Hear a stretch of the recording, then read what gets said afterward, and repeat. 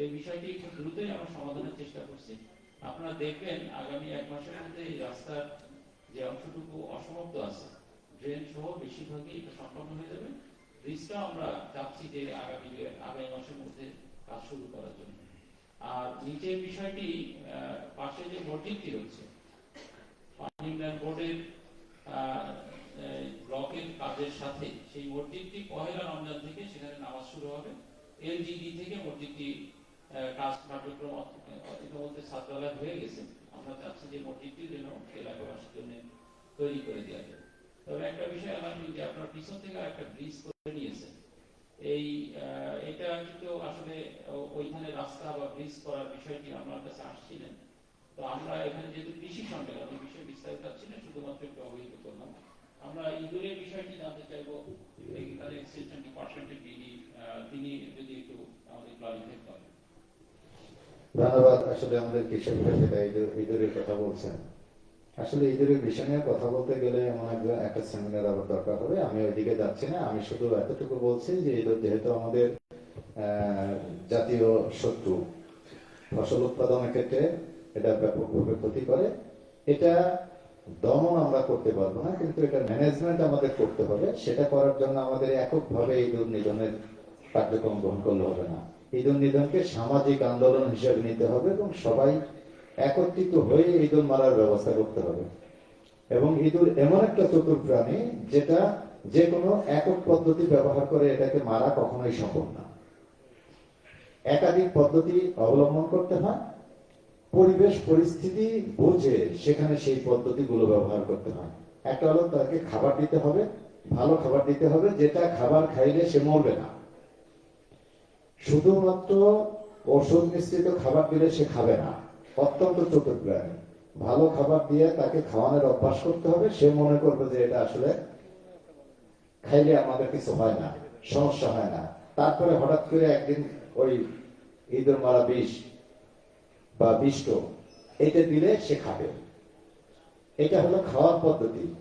Gas tablet আছে, যেখানে গর্ত আছে সেই গর্তের মুখে গ্যাস ট্যাবলেট দিতে হবে, গ্যাস ট্যাবলেট দিয়ে গর্তের মুখটা বন্ধ করে দিতে হবে। এটা দ্বিতীয় পদ্ধতি। ইঁদুর মারা ফাঁদ আছে, বিভিন্ন ধরনের ফাঁদ আছে, আপনারা সেটা অবগত। ফাঁদ ব্যবহার করে মারতে হবে। রাত্রির বেলা সংঘবদ্ধ ভাবে কোচ নিয়ে গিয়ে ইঁদুর মারতে হবে। মোট কথা একাধিক পদ্ধতি ব্যবহার করতে হবে। আর হচ্ছে গাব গাছ আছে, দেশাল গাব গাছ কোন এলাকা কি আছে এখন? গাব গাছ যদি থাকে ভালো, কোথায় আছে সেটা আমি জানি না, আমার চোখে পড়ে না। গাব গাছ দুই একটা বাড়ির পিছনের সাইডে মাঠের ধারে কোন জায়গা লাগাইতে হবে। গাব গাছ যদি থাকে তাহলে পেঁচা সেখানে বসবাস করতে পারবে। আর পেঁচা যদি বসবাস করার পরিবেশ পায় তাহলে আশেপাশের ইঁদুর আপনাদের মারা লাগবে না, ওই পেঁচাই খাবে। বিভিন্ন পদ্ধতি আছে, সেই পদ্ধতিগুলো আমাদের সকলে মিলে সেই ব্যবস্থা গ্রহণ করতে হবে। ধন্যবাদ। আমি একটু একটা বিষয় শেয়ার করি। আমি 2013 থেকে 14-15 এই সময় উপজেলা নির্বাহী অফিসার ছিলাম। 2010 সালে ইংল্যান্ডের দ্য টেলিগ্রাফ পত্রিকায় বাংলাদেশে ইঁদুরে টেলিভিশন পুরস্কার পাওয়া প্রথম যে হয়েছিলেন, দ্বিতীয় যিনি হয়েছিলেন, এদের উপরে একটা ফিচার আসে।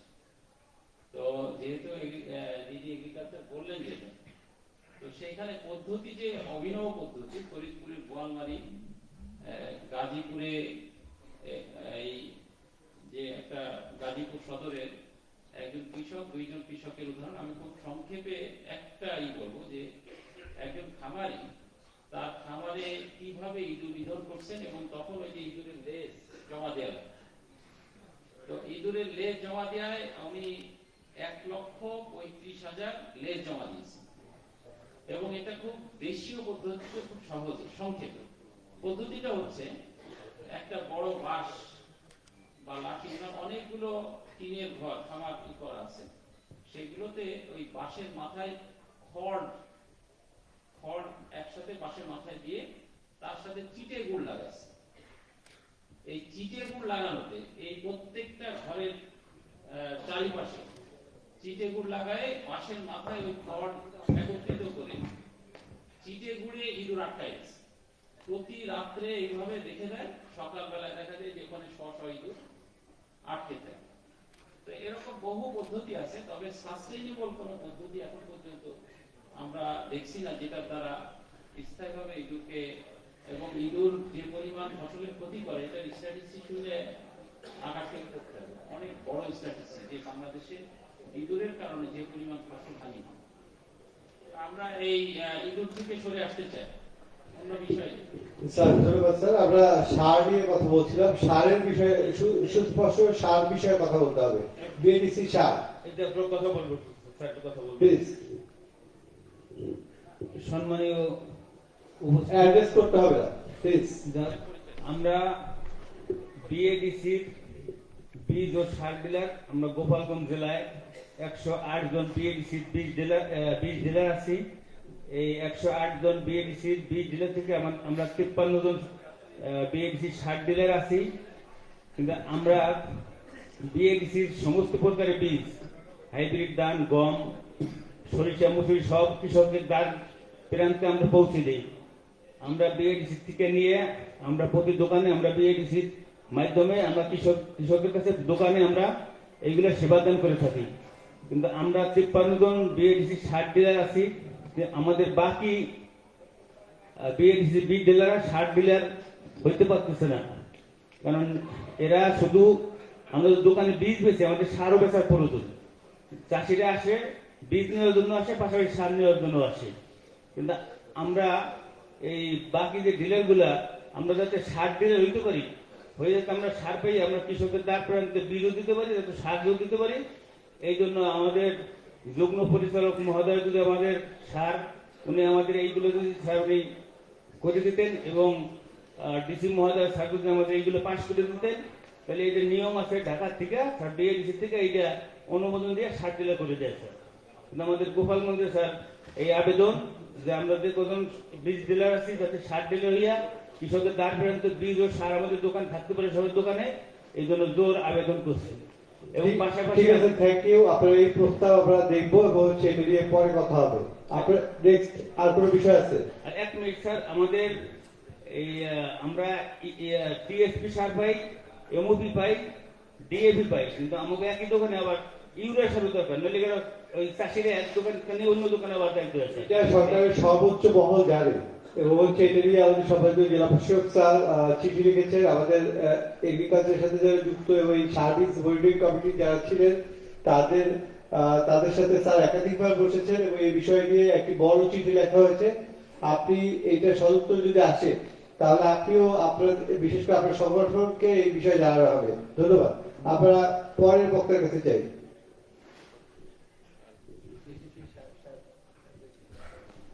হ্যালো, নমস্কার স্যার। আমি পানির ট্যাঙ্কি নিয়ে কি কোনো কথা বলতে পারবো স্যার? আরেকটা একটি, জি স্যার। ওকে বলেন। আমার নাম দীপঙ্কর বিশ্বাস। একটু আসতে, ওকে। আমার বাড়ি হচ্ছে গোপীনাথপুর স্যার, 4 নম্বর ওয়ার্ড। আমার যে তালিকা হয়েছে স্যার, ওই তালিকা হচ্ছে আমি 85 নম্বর সিরিয়াল আমার। কিন্তু আমার ওই ইউনিয়নে প্রায় 100 ট্যাঙ্কি গেছে ওই তালিকায়, কিন্তু আমরা 2 জন ব্যক্তি ট্যাঙ্কি পাইনি স্যার। আমার গোড়া ফাঁকা হয়ে গেছে, কিন্তু আমার ট্যাঙ্কি প্রায় 8 মাস যাবত আমার ট্যাঙ্কি আসে না স্যার। পানিটা কি কৃষির সাথে রিলেটেড? না স্যার, এটা আসলে যে ঘরের চাল থেকে যে পানিটা, আমরা কি এটা কি প্রোগ্রাম? এটা হচ্ছে ওই যে জনস্বাস্থ্য। এই প্রোগ্রামের নাম কি? Thank you. পরবর্তী বক্তা।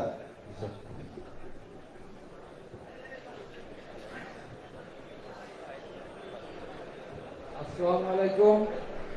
আমি মোহাম্মদ মিরাজ আলী মোল্লা, কাশিয়ানী থানা, বেথুরি ইউনিয়ন।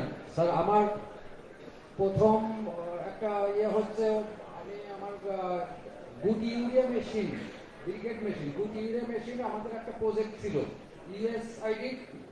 তো সেই প্রজেক্টের মেয়াদকাল শেষ হয়ে যাওয়াতে ওটার কোনো খবর কেউ নেয় না।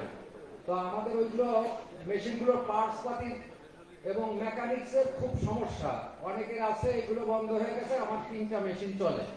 তো আমি প্রায় 5 থেকে 7 হাজার বস্তা গুটি সার তৈরি করি।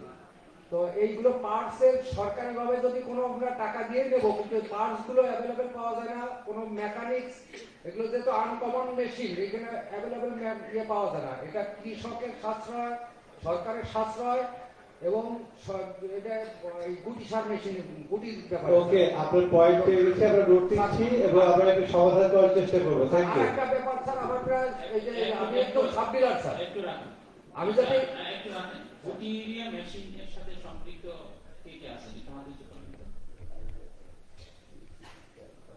আমরা 5-7 জন পাচ্ছি। আমরা সারের যে সরকারের উপর নির্ভরতা, এই গুটি মেশিনের কারণে হয়তো আমরা অনেক ক্ষেত্রে এটাকে আমরা মানে এটাকে কোঅর্ডিনেট করতে পারি। প্রত্যেক উপজেলায় আছে এটা।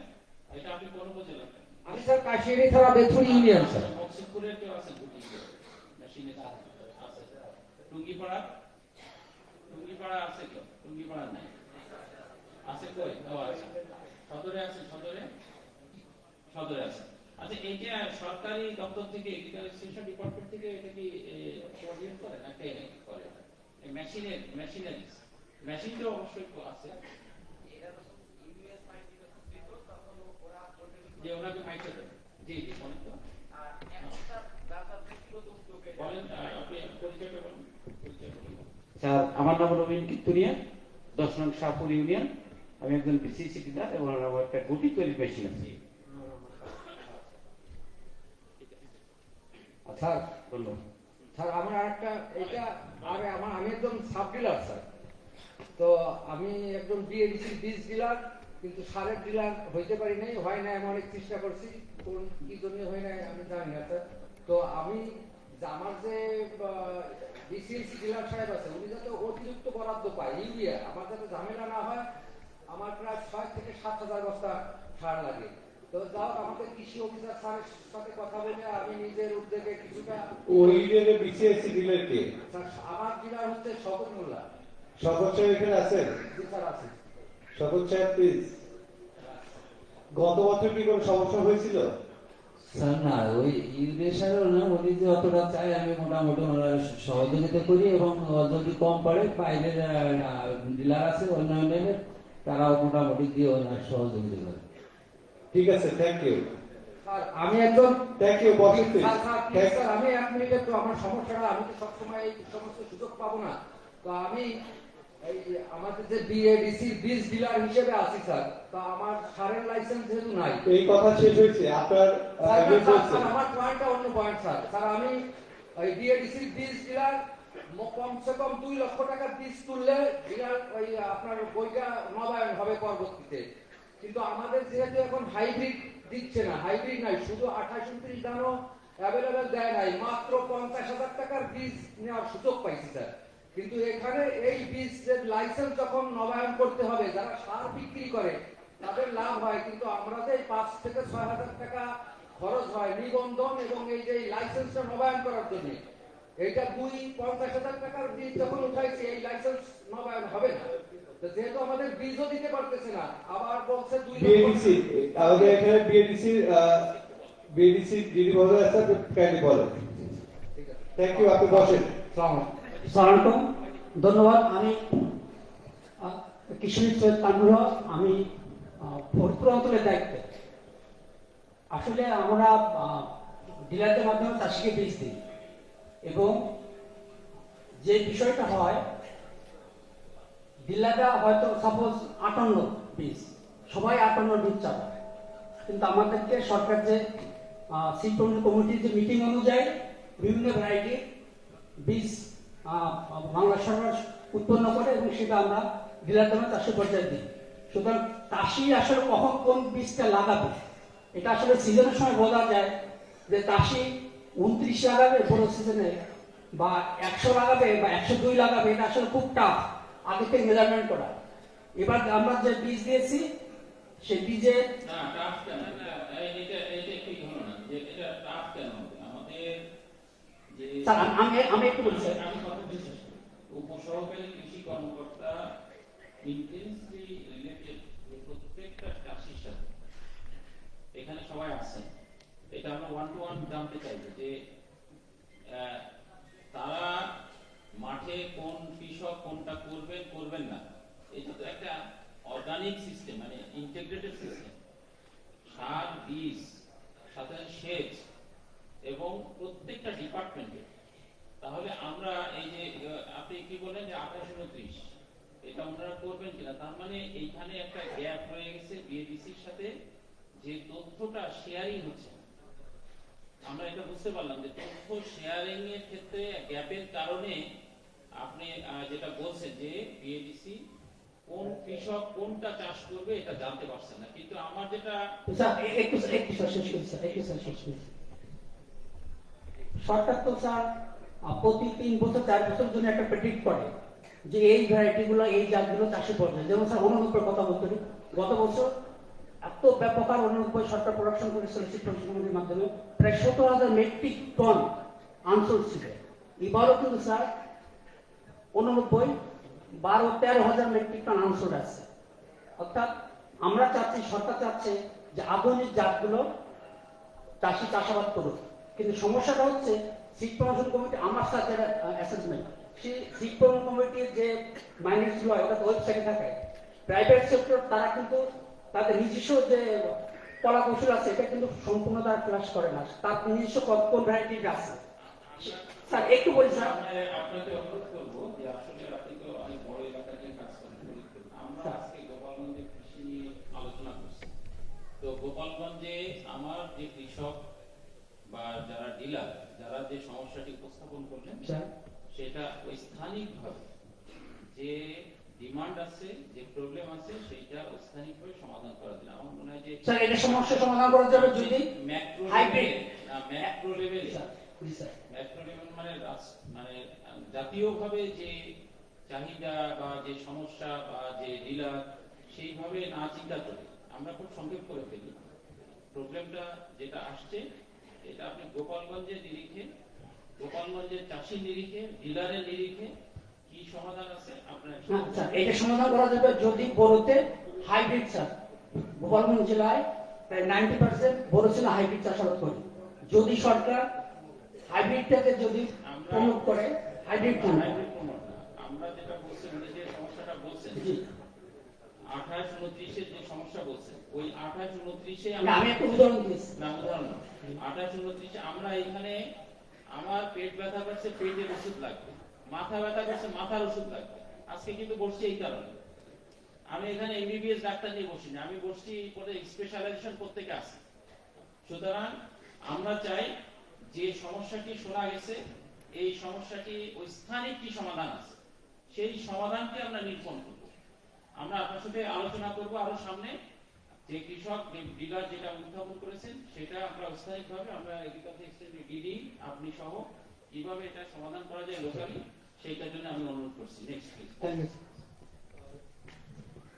ধন্যবাদ। আমরা এই পর্যায়ে অনুরোধ জানাবো আমাদের বিএডিসি ডিলারদের বক্তব্য শেষ পর্যায়ে। আপনি লাস্ট, আপনি বিএডিসি লাস্ট, আপনি এরপরে আমরা বিসিআইসি ডিলারের কাছে যাব। আসসালামু আলাইকুম স্যার, আমি বিসিআইসি সার ডিলার এবং বিএডিসি বীজ ডিলার, আমি কীটনাশকের ব্যবসায়ী আছি। ওকে, আমি আমার পূর্ববর্তী বক্তা যে বলেছেন যে ওনার আসলে উনি বক্তব্যটা বলতে পারেনি, সমস্যার কথা তুলে ধরতে পারেনি স্যার, আমি একটু ক্লারিফাই করতে চাই।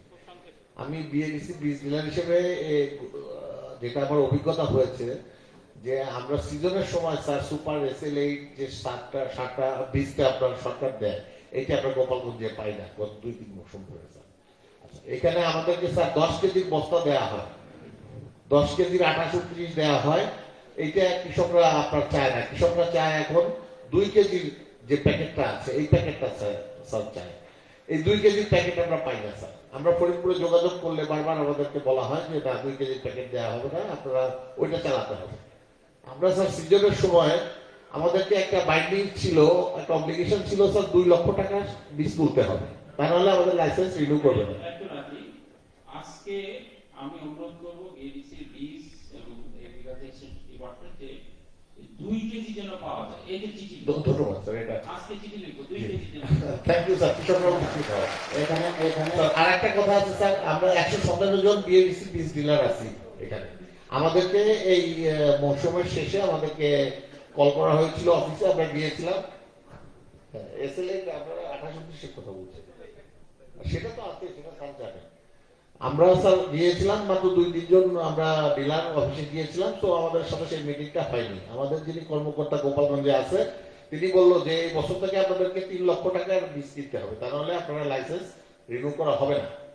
আমরা মানে একটা জটিলতার মধ্যে পড়ে গেলাম স্যার, একটা মানে গেরোর মধ্যে আটকে গেলাম যে এখন আমরা কি করবো, 2 লক্ষ টাকার বীজ চালাতে পারি না, আমরা 3 লক্ষ টাকার বীজ কিভাবে চালাবো। এবং স্যার এই সমস্যার সাথে সাথে SLA যে বীজটা, এটা হচ্ছে 1 কেজি প্যাকেট। আমরা যখন সিজন শুরু হয়, সরকার ঠিক ঠিক সেই সময় স্যার 15 ডলার বীজটা দেয়, এবং আমরা তখন ব্যবসায়িক ভাবে মার খেয়ে যাই স্যার। কথাটা স্যার আপনার কাছে মানে আমি বুঝাইতে পারছি কিনা। এবং কিছু বীজ আছে স্যার যেগুলো আমরা কৃষকদের স্বার্থ দেখবো না ব্যবসায়ী স্বার্থ দেখবো? স্যার স্বার্থ তো দুইজনের দেখতে হবে স্যার, কৃষকদের স্বার্থ।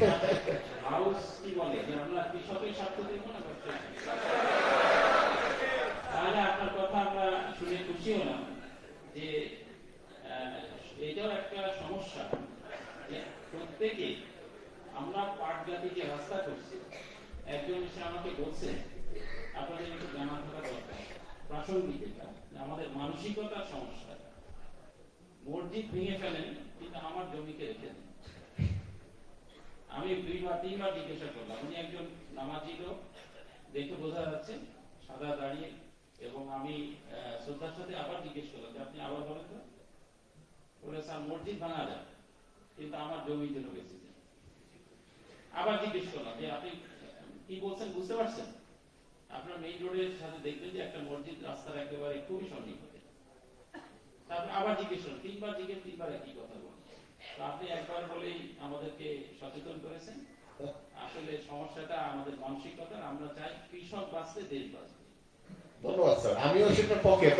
আমাদের স্যার যেহেতু আমরা পুঁজি বিনিয়োগ করি, আমাদের ব্যবসায়িক স্বার্থটা স্যার একটু যদি পর্যবেক্ষণ করা হয় স্যার, এটা আবেদন থাকলো।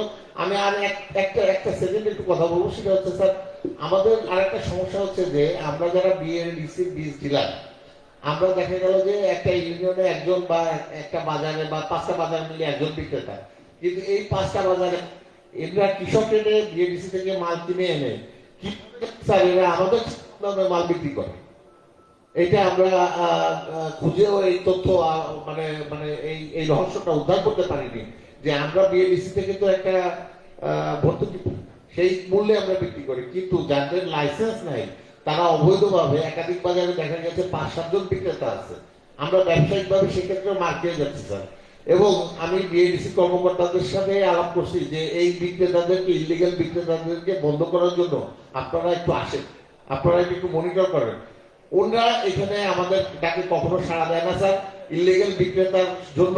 Thank you. আপনি ধন্যবাদ এই তালিকা আমাদেরকে প্রোভাইড করবেন, আমরা খতিয়ে দেখবো আসলে তারা অবৈধ ব্যবসায়ী কিনা।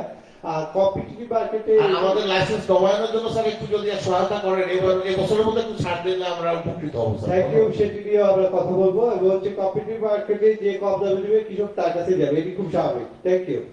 আমরা BCIC আরো একজন ডিলারের কথা একটু শুনতে যাচ্ছি। BCIC আরেকজন ডিলার,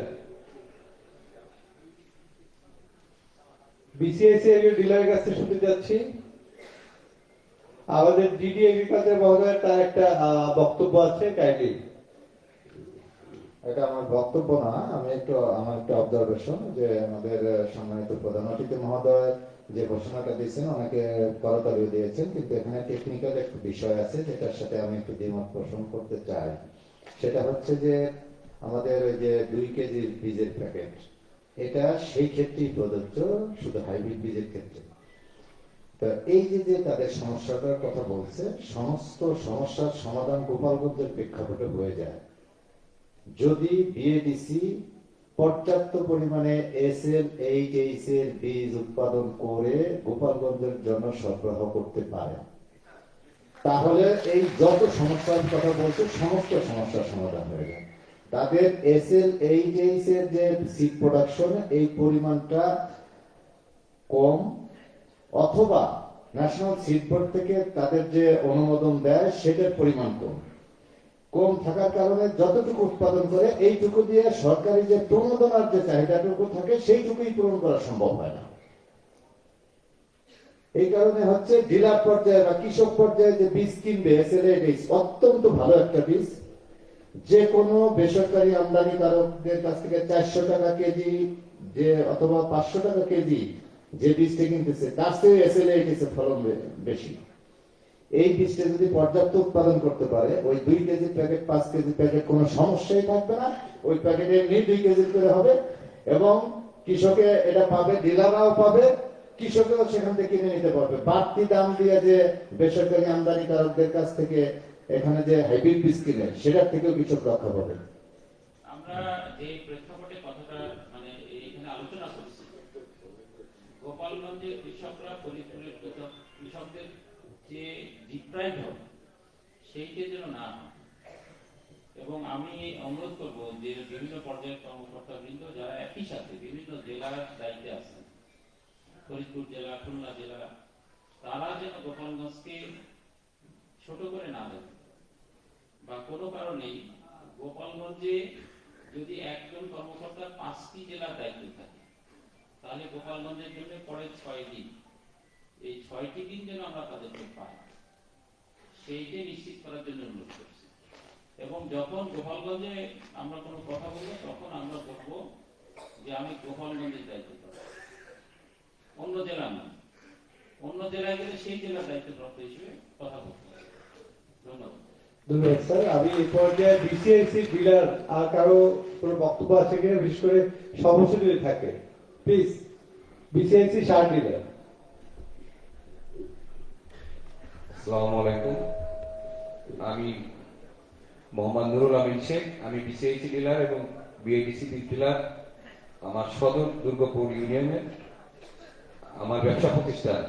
স্যার আমি একটি কথা বলবো, সেটা স্যার কিছু সময় আগে বলছেন যে পেস্টিসাইড কীটনাশক নিয়ে যে কথাগুলো বললেন, আমরা যারা পেস্টিসাইড ব্যবসায়ী আছি আমাদের কোন গ্রুপটা কোন পণ্যটা বিক্রি করা যাবে না এটা যদি আমরা জানতে পারি তাহলে আমাদের যারা আমরা বড় ব্যবসায়ী আছি, পাইকারি ব্যবসায়ী আছি, আমাদের জন্য একটু মানে খুবই ভালো হয় আর কি। কারণ আমরা যদি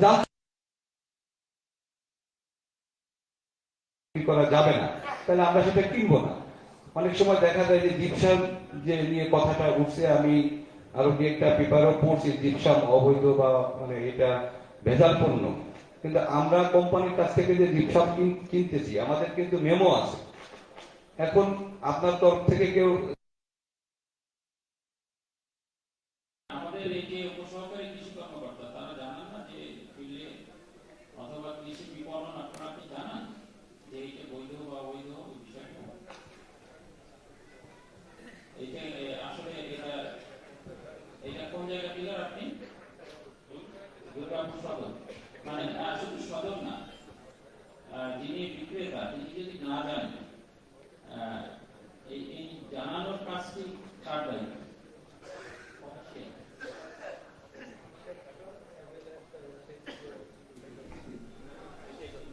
আচ্ছা, আমি একটু এই বিষয়টা করতেছি। জিপসাম অবৈধ না।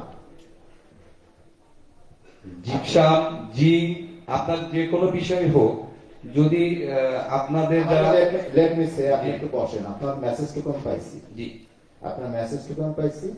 জিপসাম অবৈধ না, জিঙ্ক অবৈধ না। এটা হলো নিউট্রিয়েন্ট, এটা খাবারের জন্য মানে গাছের খাদ্যের জন্য, খাদ্য উপাদানের ভিতরে একটি, এটা দরকার। কিন্তু এটা যারা তৈরি করে, এই তৈরি বিভিন্ন কোম্পানি আছে যে কোম্পানিগুলো এই নাম দিয়ে ভেজাল জিনিস তৈরি করতেছে, সেটাও অবৈধ। আপনার মেমো আছে, আপনার যদি মেমো থাকে তাহলে আমরা বুঝবো এটা সোর্সটা ওই জায়গায়, সেখান থেকে আপনি কিনছেন। কিন্তু এটা বৈধ না অবৈধ এই বিষয়টা আপনার প্যাকেটের এই দেখতে হবে। উৎপাদনকারী, জি উৎপাদনকারী, এটা এটা এটা কৃষি সম্প্রসারণ অধিদপ্তর এবং উপজেলা প্রশাসন সবাই মিলে এই যে জরিমানা করছে 1,90,000 টাকা এই কারণে। এখন আমরা একটুখানি সংক্ষেপে করি, যেহেতু 2টা বেজে আছে আমরা শেষ করতে চাই। আমরা এই উপজেলা নির্বাহী অফিসার কাশিয়ানী সহ উপজেলা কৃষি অফিসার ধন্যবাদ জানাই যে তারা কিন্তু সেটা এক্সাম্পল, তারা একটা এক্সাম্পল তৈরি করেছেন যে যারা এই জাতীয় অবৈধ বিষয়গুলো নিয়ে ডিল করে আমরা অন্যান্য উপজেলাগুলোতেও অন্যান্য ক্ষেত্রেও একই প্রয়োগ পদ্ধতি আপনাদের সকলের সহযোগিতা চাচ্ছি। ধন্যবাদ। আপনাদের আর কোনো কিছু থাকলে বিসিএসসি ডিলার আপনাদের আর একজনের বক্তব্য শুনবো। জি। আর একজনের বক্তব্য শুনবো। জি স্যার, আসসালামু আলাইকুম। আচ্ছা বলেন। স্যার আমি একজন BCSC dealer, Kotalipara Kalabari union. Sir আমার ইউনিয়ন কোটালীপাড়ার মধ্যে অন্যান্য যে ইউনিয়ন গুলো আছে স্যার, ওইগুলা বর্ষার সময় পানির নিচে থাকলেও স্যার আমার কলাবাড়ি ইউনিয়নে প্রচুর স্যার মাছের ঘেরে প্রচুর পরিমাণে স্যার আপনার সহকারীরা সবাই অবগত আছে স্যার, এখানে অনেক পরিমাণে সবজি উৎপাদন হয় এবং এই সবজি শুধু গোপালগঞ্জ না, ফরিদপুর, মাদারীপুর, খুলনা এবং ঢাকায় প্রত্যেক দিন রাতে ট্রাকে চলে যাচ্ছে, সারা বাংলাদেশের সব জায়গায় টমেটো চলে যাচ্ছে। কিন্তু স্যার আমাদের এই টমেটোর বীজতলা এবং লাউ, কুমড়া এর জন্য স্যার আমাকে স্যার ইউরিয়া সারটা দেওয়া হয় স্যার, এটা স্যার মোটা, কিন্তু ওই সারটা দিলে স্যার চারা অবস্থায় এই মানে গাছগুলা পুড়ে যায় স্যার, নষ্ট হয়ে যায়। এই জন্য স্যার আমি স্যার আমার যে বাফার গোডাউন ইনচার্জ আছে শফিউল স্যার, ওনার সাথে কথা বলছি, উনি বলছে আমাকে এই মাসে 150 টন ইউরিয়া দেওয়া হয়েছে স্যার, এটা সম্পূর্ণই মোটা। উনি বলছে শুধু 5 টন চিকন ইউরিয়া দেওয়া হবে।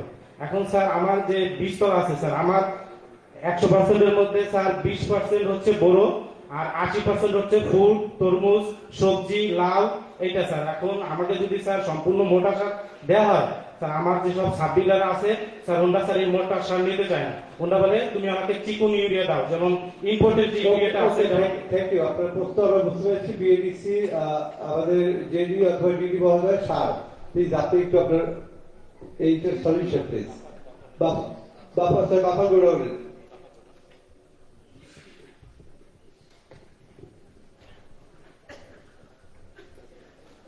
আসসালামু আলাইকুম। তো আমি বিসিএসসি ম্যানেজার কমার্শিয়াল ও ইনচার্জ সেক্রেটারি ঢাকা দিলাম। এখন আমাদের ওই যে মোটা সার, এখানে গ্রানুলার সার আর পিরিয়ড ইউরিয়া দুই ধরনের সার আমাদের এখানে বিদেশ থেকে আমদানি করে আনা হয়, এবং পিরিয়ড সার এখন আনে না বললেই চলে, খুব কম পরিমাণে আনে। পিরিয়ড সারের গুণগত মানের দিক থেকে এই সারটা এমনই খারাপ যে স্প্রে করার সময় 50% উড়ে যায়, এবং গুণগত মানের লংজিভিটি 7 থেকে 10 দিনের বেশি থাকে না। এবং মোটা সার যেটা, সেটা লংজিভিটি অনেক হাই, 1 মাস পর্যন্ত কার্যকারিতা থাকে। সেই জন্য গভর্নমেন্ট বর্তমানে সবচেয়ে বেশি পরিমাণে মোটা সার যেটা গ্রানুলার ইউরিয়া ওইটা নিয়ে আসে, আর ক্রিড ইউরিয়া মাঝে মাঝে সামান্য পরিমাণে আসে, সেটা আমরা দিয়ে থাকি। আর গ্রানুলার সারের একটা গুণগত মান হচ্ছে, ক্রিড ইউরিয়ার আগে ওর ভিতরে ফরমালডিহাইড দেওয়া থাকতো না, এখন ওই গ্রানুলার সারের উপরে ফরমালডিহাইডের একটা কোটিং দেওয়া থাকে, যে কারণে ওই ফরমালডিহাইড দেওয়া থাকার কারণে যখন জমিতে ওটা প্রয়োগ করা হয়, ধান গাছ বা যেটাই হোক ওটা তেতো হয়ে যায়, যে কারণে বিষ পয়জনও কম দেওয়া লাগে, এবং সেখানে সেটা অনেক কার্যকরী বেশি, এবং ওটা কার্যকারিতা কম বিধায় আমরা ওই সারটা বেশি কিনে না, সামান্য পরিমাণে কিনে, যেটা সবাইকে সমান হারে ডিস্ট্রিবিউশন করে দিয়ে দেওয়া হয়। আর ওনার যদি ব্যক্তিগত সমস্যা থাকে, অন্য চাকু লাগবে না, সেখান থেকে ওনাকে কেটে কিছু দিয়ে দেওয়া হবে। ধন্যবাদ। আচ্ছা, আসলে সময় অনেক বেশি হয়ে গেছে, প্রসঙ্গ আসলে কথা না বললেই হয় না।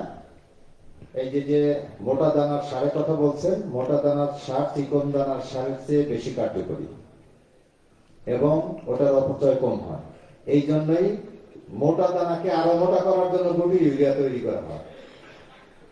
আপনি চাচ্ছেন চিকনটা, হ্যাঁ, আপনার টেকনিক্যাল পয়েন্ট অফ ভিউ থেকে যেটা বলছেন যে অনেক সবজি চাষ হয়, সবজির চারা উৎপাদন করার ক্ষেত্রে ওই মোটা দানার সার দিলে পাতা পুড়ে যায়, সেই ক্ষেত্রে আপনি সারটা, ইউরিয়া সারটা আপনি পরিমাণে কম দিবেন।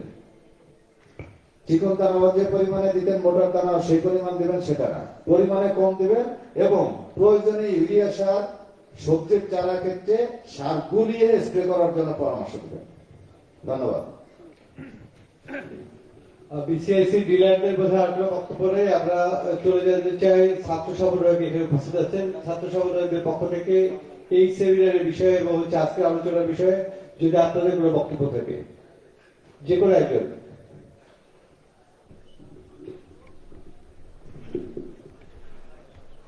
আসসালামু আলাইকুম, আমি মোহাম্মদ জসিমউদ্দিন, বঙ্গবন্ধু শেখ মুজিবুর রহমান বিজ্ঞান ও প্রযুক্তি বিশ্ববিদ্যালয় কৃষি বিভাগের একজন ছাত্র। আমি সকলের কথায় মনোযোগ সহকারে শুনছি, তবে আমি একটু আশ্চর্য হলাম যে এখানে আমরা বিভিন্ন কীটনাশকের বিষয়ে অনেক আলোচনা হয়েছে, কিন্তু বলা হয়েছে কীটনাশক বেশি ব্যবহার করা স্বাস্থ্যের জন্য ক্ষতিকর। এটা আমরা সকলেই জানি, কিন্তু এই কথাটুকু বলা হয় নাই যে কীটনাশকের পরিবর্তে আমরা কি ব্যবহার করতে পারি, বা এই কীটনাশকের পরিবর্তে আমরা কিভাবে পোকামাকড় বা এগুলো দমন করতে পারি। তো এই বিষয়ে আমি কিছু কথা বলবো যে আমরা কিন্তু এই কীটনাশকের পরিবর্তেও পোকা দমন করতে পারি। যেমন আমরা পার্সিং সিস্টেম ব্যবহার করতে পারি, যেটা হচ্ছে ক্ষেতের মাঝে হচ্ছে কিছু ডালপালা ব্যবহার করতে পারি এবং এখানে যে পাখি বসবে, এতে দেখা যায় যে ফসলের পোকা এই পাখিতে খেয়ে ফেলে। তাছাড়াও রয়েছে সেচ ফলনের কথা এবং হচ্ছে হলুদ ট্যাপের কথা বলা হয়েছে আঠা দিয়ে, কিন্তু এগুলোর বাদেও আমরা ব্যবহার করতে পারি সেটা হচ্ছে যে আলোক ফাঁদ। এই আলোক ফাঁদের মাধ্যমে কিন্তু আমরা পোকা দমন করতে পারি। এছাড়াও রয়েছে আরো কিছু পদ্ধতি রয়েছে, সেগুলো হলো যেমন হচ্ছে নিম। আমরা সকলে নিম গাছ চিনি। এই নিম গাছের যে পাতা বা ফল রয়েছে এবং আমরা হচ্ছে মেহগনি গাছ চিনি। মেহগনি গাছের যে ফল রয়েছে, ফলের ভিতরে যে সাদা অংশটা রয়েছে, সেগুলো কিন্তু আমরা কীটনাশক হিসেবে ব্যবহার করতে পারি। আশা করি এখানে যারা কৃষি কর্মকর্তা রয়েছে তারা এই বিষয়গুলো কৃষকের সামনে খুব সুন্দরভাবে উপস্থাপন করবেন। আপনারা যেহেতু উঠান বৈঠক করেন বা কৃষকদের নিয়ে বসেন, আপনারা এই কীটনাশকের পরিবর্তে এই কিভাবে কীটনাশক ব্যতীত আমরা কীটনাশক না ব্যবহার করে শরীরের স্বাস্থ্যের ক্ষতি না করে কিভাবে আমরা শাকসবজি চাষ করতে পারি, কিভাবে আমরা ফসল চাষ করতে পারি, এই দিকে আপনারা একটু মনোযোগ দিবেন। এছাড়াও রয়েছে সারের কথা হচ্ছে বারবার যে ইউরিয়া সার। আমরা কিন্তু ইউরিয়া সারের পরিবর্তেও আমরা কম্পোস্ট সার ব্যবহার করতে পারি বা জৈব সার যেগুলো আছে সেগুলো ব্যবহার করতে পারি। এই বিষয়গুলো যারা কৃষি কর্মকর্তা রয়েছে তারা একটু কৃষকদের মাধ্যমে কৃষকদেরকে জানিয়ে দিবেন যে কিভাবে এই জৈব সারগুলো উৎপন্ন করা যায়, কিভাবে এই জৈব সারগুলো কৃষকরা নিজেরাই উৎপন্ন করে তাদের শাকসবজি বা ফসল উৎপন্ন করতে পারে। এই দিকটিও আপনারা একটু কৃষকদের সঙ্গে আলোচনা করে দেখতে পারবেন। আমি আজকের এই কৃষি সম্মেলন অনুষ্ঠানে যারা সকলে উপস্থিত রয়েছেন সকলকে আমরা ছাত্র সমন্বয়কদের পক্ষ থেকে ধন্যবাদ জ্ঞাপন করছি। এই বলে আমি আমার সংক্ষিপ্ত বক্তব্য শেষ করছি। আল্লাহ হাফেজ। ধন্যবাদ আপনারা সদস্যরা। আমরা পরবর্তীতে যেতে চাই হচ্ছে আমাদের সবাইকে সাংবাদিকবৃন্দ যারা আমাদের বিশেষ করে কৃষি সেক্টরকে এগিয়ে নিয়ে যাচ্ছে, আমরা সাংবাদিকবৃন্দের মধ্যে থেকে একজনকে বক্তব্য রাখার জন্য অনুরোধ যাচ্ছে।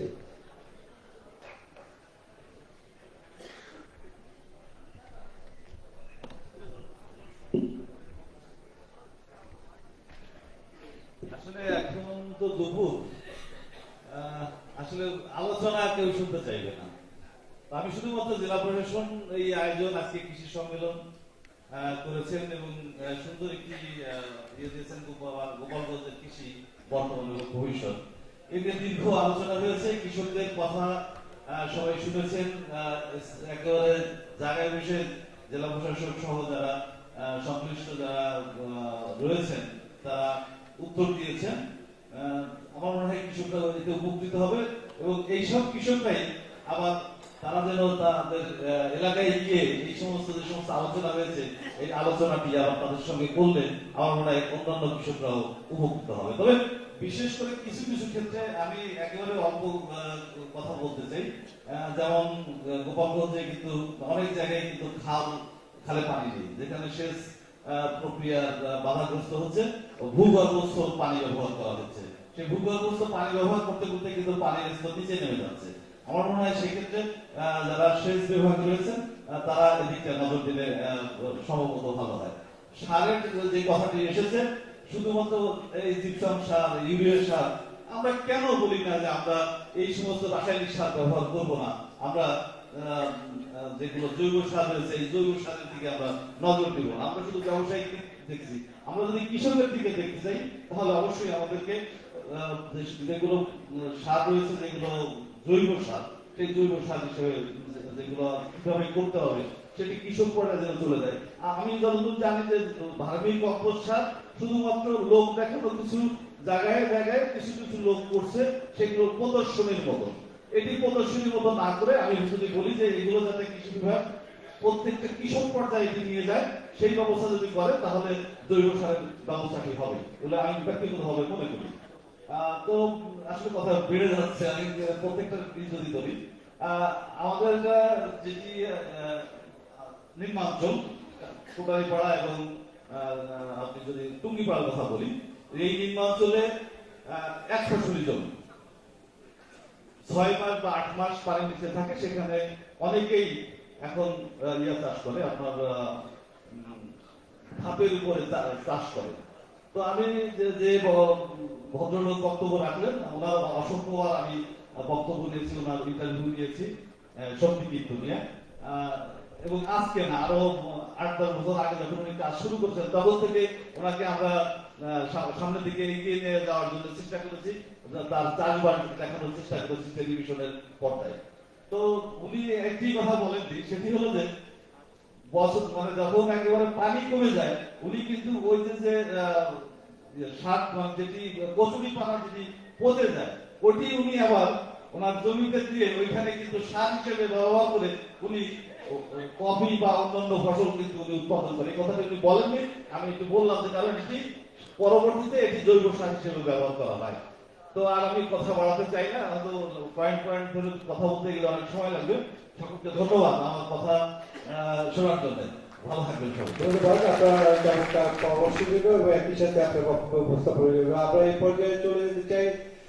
আমাদের এখানে অনেকগুলি ডিপার্টমেন্ট কাজ করে, সেই ডিপার্টমেন্টের প্রতিনিধি, বিশেষ করে আমাদের কৃষি সাথে রিলেটেড মৎস্য, প্রাণী সম্পদ সহ আদার্স স্টেক হোল্ডার আছে। আমি এই পর্যায়ে মৎস্য ডিপার্টমেন্টে আমাদের জেলা মৎস্য কর্মকর্তা উড়িষ্যা অসুস্থতার কারণে আসতে পারেনি, মৎস্য কর্মকর্তার প্রতিনিধি এখানে আছে, সিনিয়র মৎস্য কর্মকর্তা। আমি তাকে অনুরোধ জানাচ্ছি তার বক্তব্য উপস্থাপনের জন্য।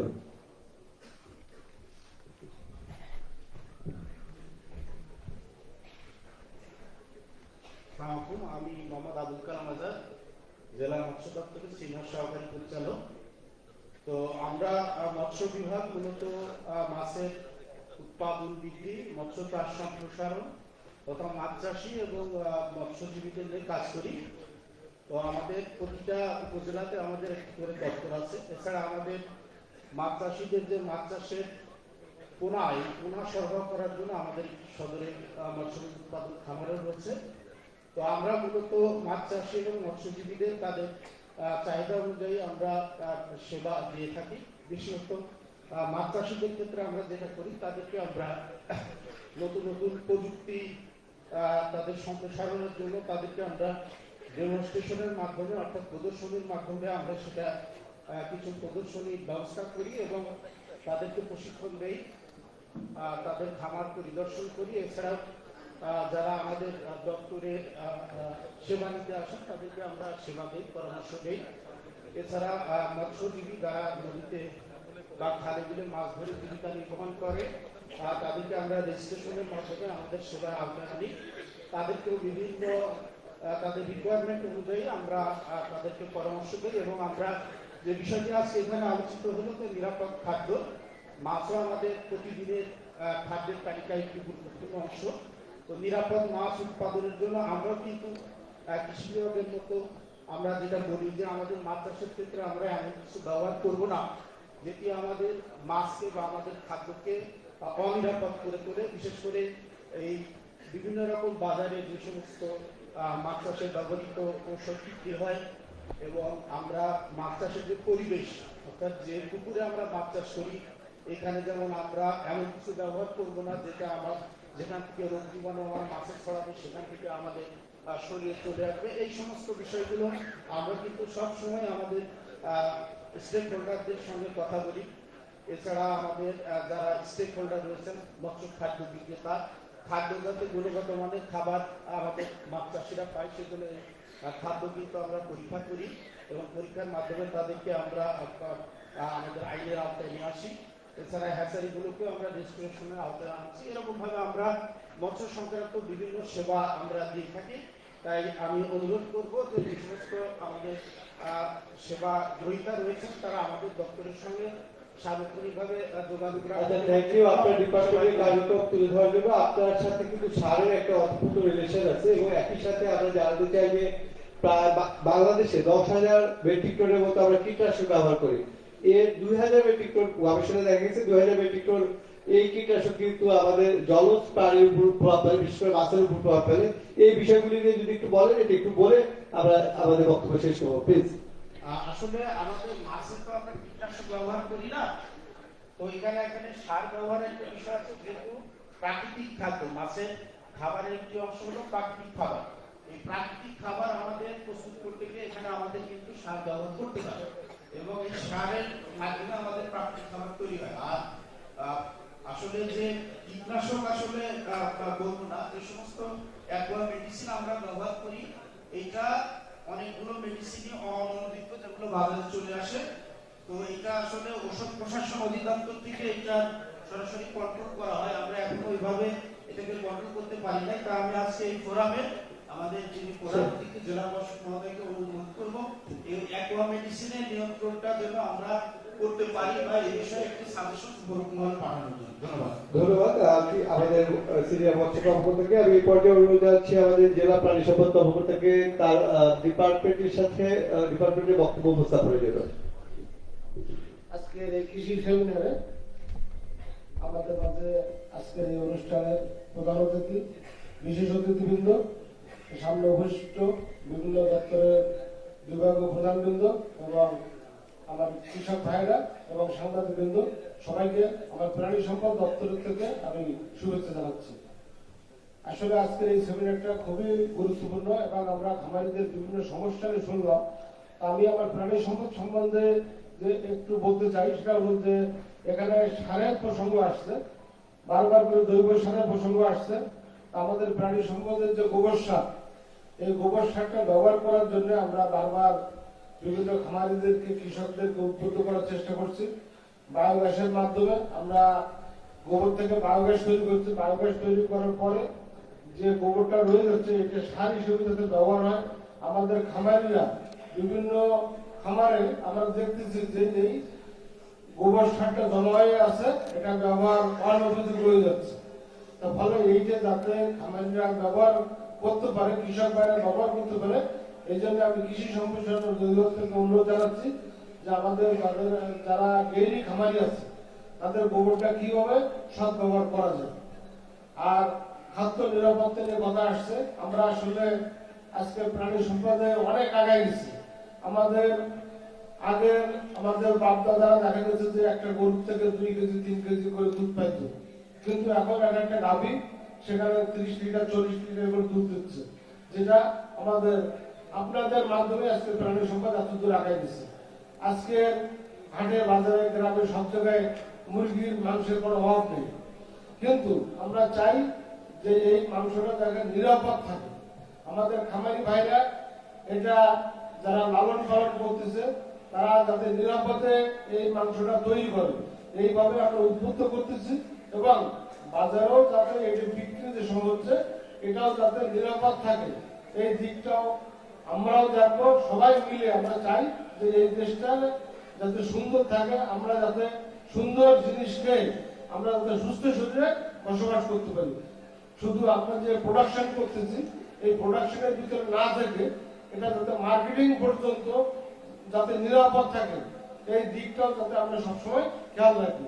এই জন্য আমরা এখন চেষ্টা করব যে বিভিন্ন ডিপার্টমেন্টের সহযোগিতায় যে খাবারগুলো যাতে নিরাপদে মানুষের খাবার টেবিল পর্যন্ত পৌঁছানো যায়, এই দায়িত্বটা কিভাবে পালন করা যায়। আমরা দেখতেছি যে ডেইরি ফার্মে আমরা গাভীতে এখন 40 লিটার 30 লিটার করে দুধ তৈরি করতেছি, কিন্তু মানুষের খাবার টেবিলে যখন যাচ্ছে তখন ওই দুধটা নিরাপদ কি নিরাপদ না, এইটাও আমাদের এখন ভেবে দেখতে হবে। আমরা যে মুরগিটা তৈরি করতেছি আমরা বলতেছি যে ব্রয়লার মুরগি ভিতরে নানান রকম ভেজাল, কিন্তু এই ব্রয়লার মুরগি তো ভেজাল না, ভেজালগুলো তো আমরাই তৈরি করতেছি। আমরা ওই মুরগিকে বিভিন্ন ধরনের খাবার দিয়ে ওরকম গোরখ প্রোডাক্ট দিয়ে দুধকে বড় করার চেষ্টা করতেছি। বিভিন্ন খাবারের যে সমস্ত কথাগুলো আসলে হচ্ছে হরমোন দিয়ে আমরা ফলটাকে বড় করতেছি। তাহলে আমাদের খাবারগুলো তো খারাপ না, কিন্তু আমরাই খাবারগুলোকে মানে অনিরাপদ করে ফেলতেছি। তাহলে এরকম অনিরাপদ খাদ্য যাতে আমরা না করি, সেই জন্য সবাই আমরা সহযোগ থাকবো। ধন্যবাদ সবাইকে। ধন্যবাদ জেলা প্রাণী সম্পদ কর্মকর্তা থেকে। আমরা খুব ছোট করে আমাদের হর্টিকালচার এডি মহোদয় আছে, যদি কোনো কিছু ডিডি মহোদয় যদি কিছু বলতে চান আপনি ওইখান থেকে গাইড একটু বলে ফেলেন। আমাদের সময় খুবই সংক্ষিপ্ত, 2:15 বাজে। আমাদের দুপুরের খাবারের টাইম অলরেডি অতিক্রান্ত, খাবারও ঠান্ডা হয়ে যাচ্ছে, শীতের দিন তো খাবার ঠান্ডা হয়ে যাচ্ছে। তো আমি অনুরোধ জানাবো একটু সংক্ষিপ্ত করার জন্য। শুভ অপরাহ্ন এবং ধন্যবাদ জানাচ্ছি আয়োজক কমিটিকে আমাকে কথা বলার সুযোগ দেওয়ার জন্য। আমি কৃষিবিদ প্রিয়ম কুমার সরকার, উপপরিচালক হর্টিকালচার সেন্টার কাশিয়ানী। আমাদের গোপালগঞ্জ জেলায় একটা হর্টিকালচার সেন্টার আছে, এটা কাশিয়ানীতে অবস্থিত। আপনারা জেনে আনন্দিত হবেন যে এই মুহূর্তে আমাদের হর্টিকালচার সেন্টারে বিভিন্ন প্রচলিত এবং অপ্রচলিত ফলের প্রায় 1,05,000 চারা এবং কলম মজুদ আছে। এর মধ্যে উল্লেখযোগ্য হলো যে অনেক চারাই আছে। আমার বিশেষ করে দুটো চারার কথা আমি বলবো, যে আমার ওখানে চুই ঝালের চারা আছে, যেটা আমাদের গোপালগঞ্জ অঞ্চলের একটি মানে অপ্রচলিতই বলা চলে। এটাকে ইন্ট্রোডিউস করার জন্য আমি যশোর থেকে চারাগুলো আগে এখানে রাখছি। আমাদের কৃষকের চাহিদা অনুযায়ী এগুলো আমরা ওখান থেকে বিক্রি করছি। আরেকটা চারা আছে আমাদের 12 মাসি কাঁঠাল, এবং এই কাঁঠালটা হচ্ছে আটাবিহীন। এই কাঁঠালটা আমদানি করা হচ্ছে আমাদের ভিয়েতনাম থেকে। আমরা গত 4 মাসে আমাদের হর্টিকালচার সেন্টারে প্রায় 1000 চারা কলম করতে সক্ষম হয়েছি, এবং এই মুহূর্তে আমার সেন্টারে 9টা কাঁঠাল আছে, এবং গতকালেও একটা কাঁঠাল গণনা করেছি, 39টা কাঁঠাল আছে। এবং এই কাঁঠালের বৈশিষ্ট্য হচ্ছে এই কাঁঠালে কোনো আঠা নাই, এবং অত্যন্ত সুগন্ধ, মিষ্ট এবং সারা বছর ধরে। আমি আপনাদের কাছে একটা কাঁঠাল নিয়ে আসতে পারতেন, আবার খেতে পারতেন। ধন্যবাদ। আমি পরবর্তী সুযোগ হলে এরকম কোনো অনুষ্ঠান হলে অবশ্যই কাঁঠাল খাওয়াতে পারবো।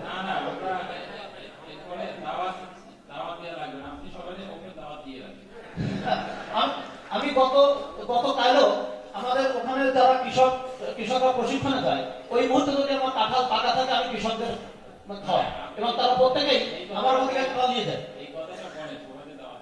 আমি দাওয়াত দিচ্ছি, এখানে যারা কৃষক ভাইরা আছেন আমার ওখানে ভিজিট করবেন, আমি অবশ্যই আপনাদেরকে কাঁঠাল খাওয়াতে পারবো এবং তার চারা দিতে পারবো।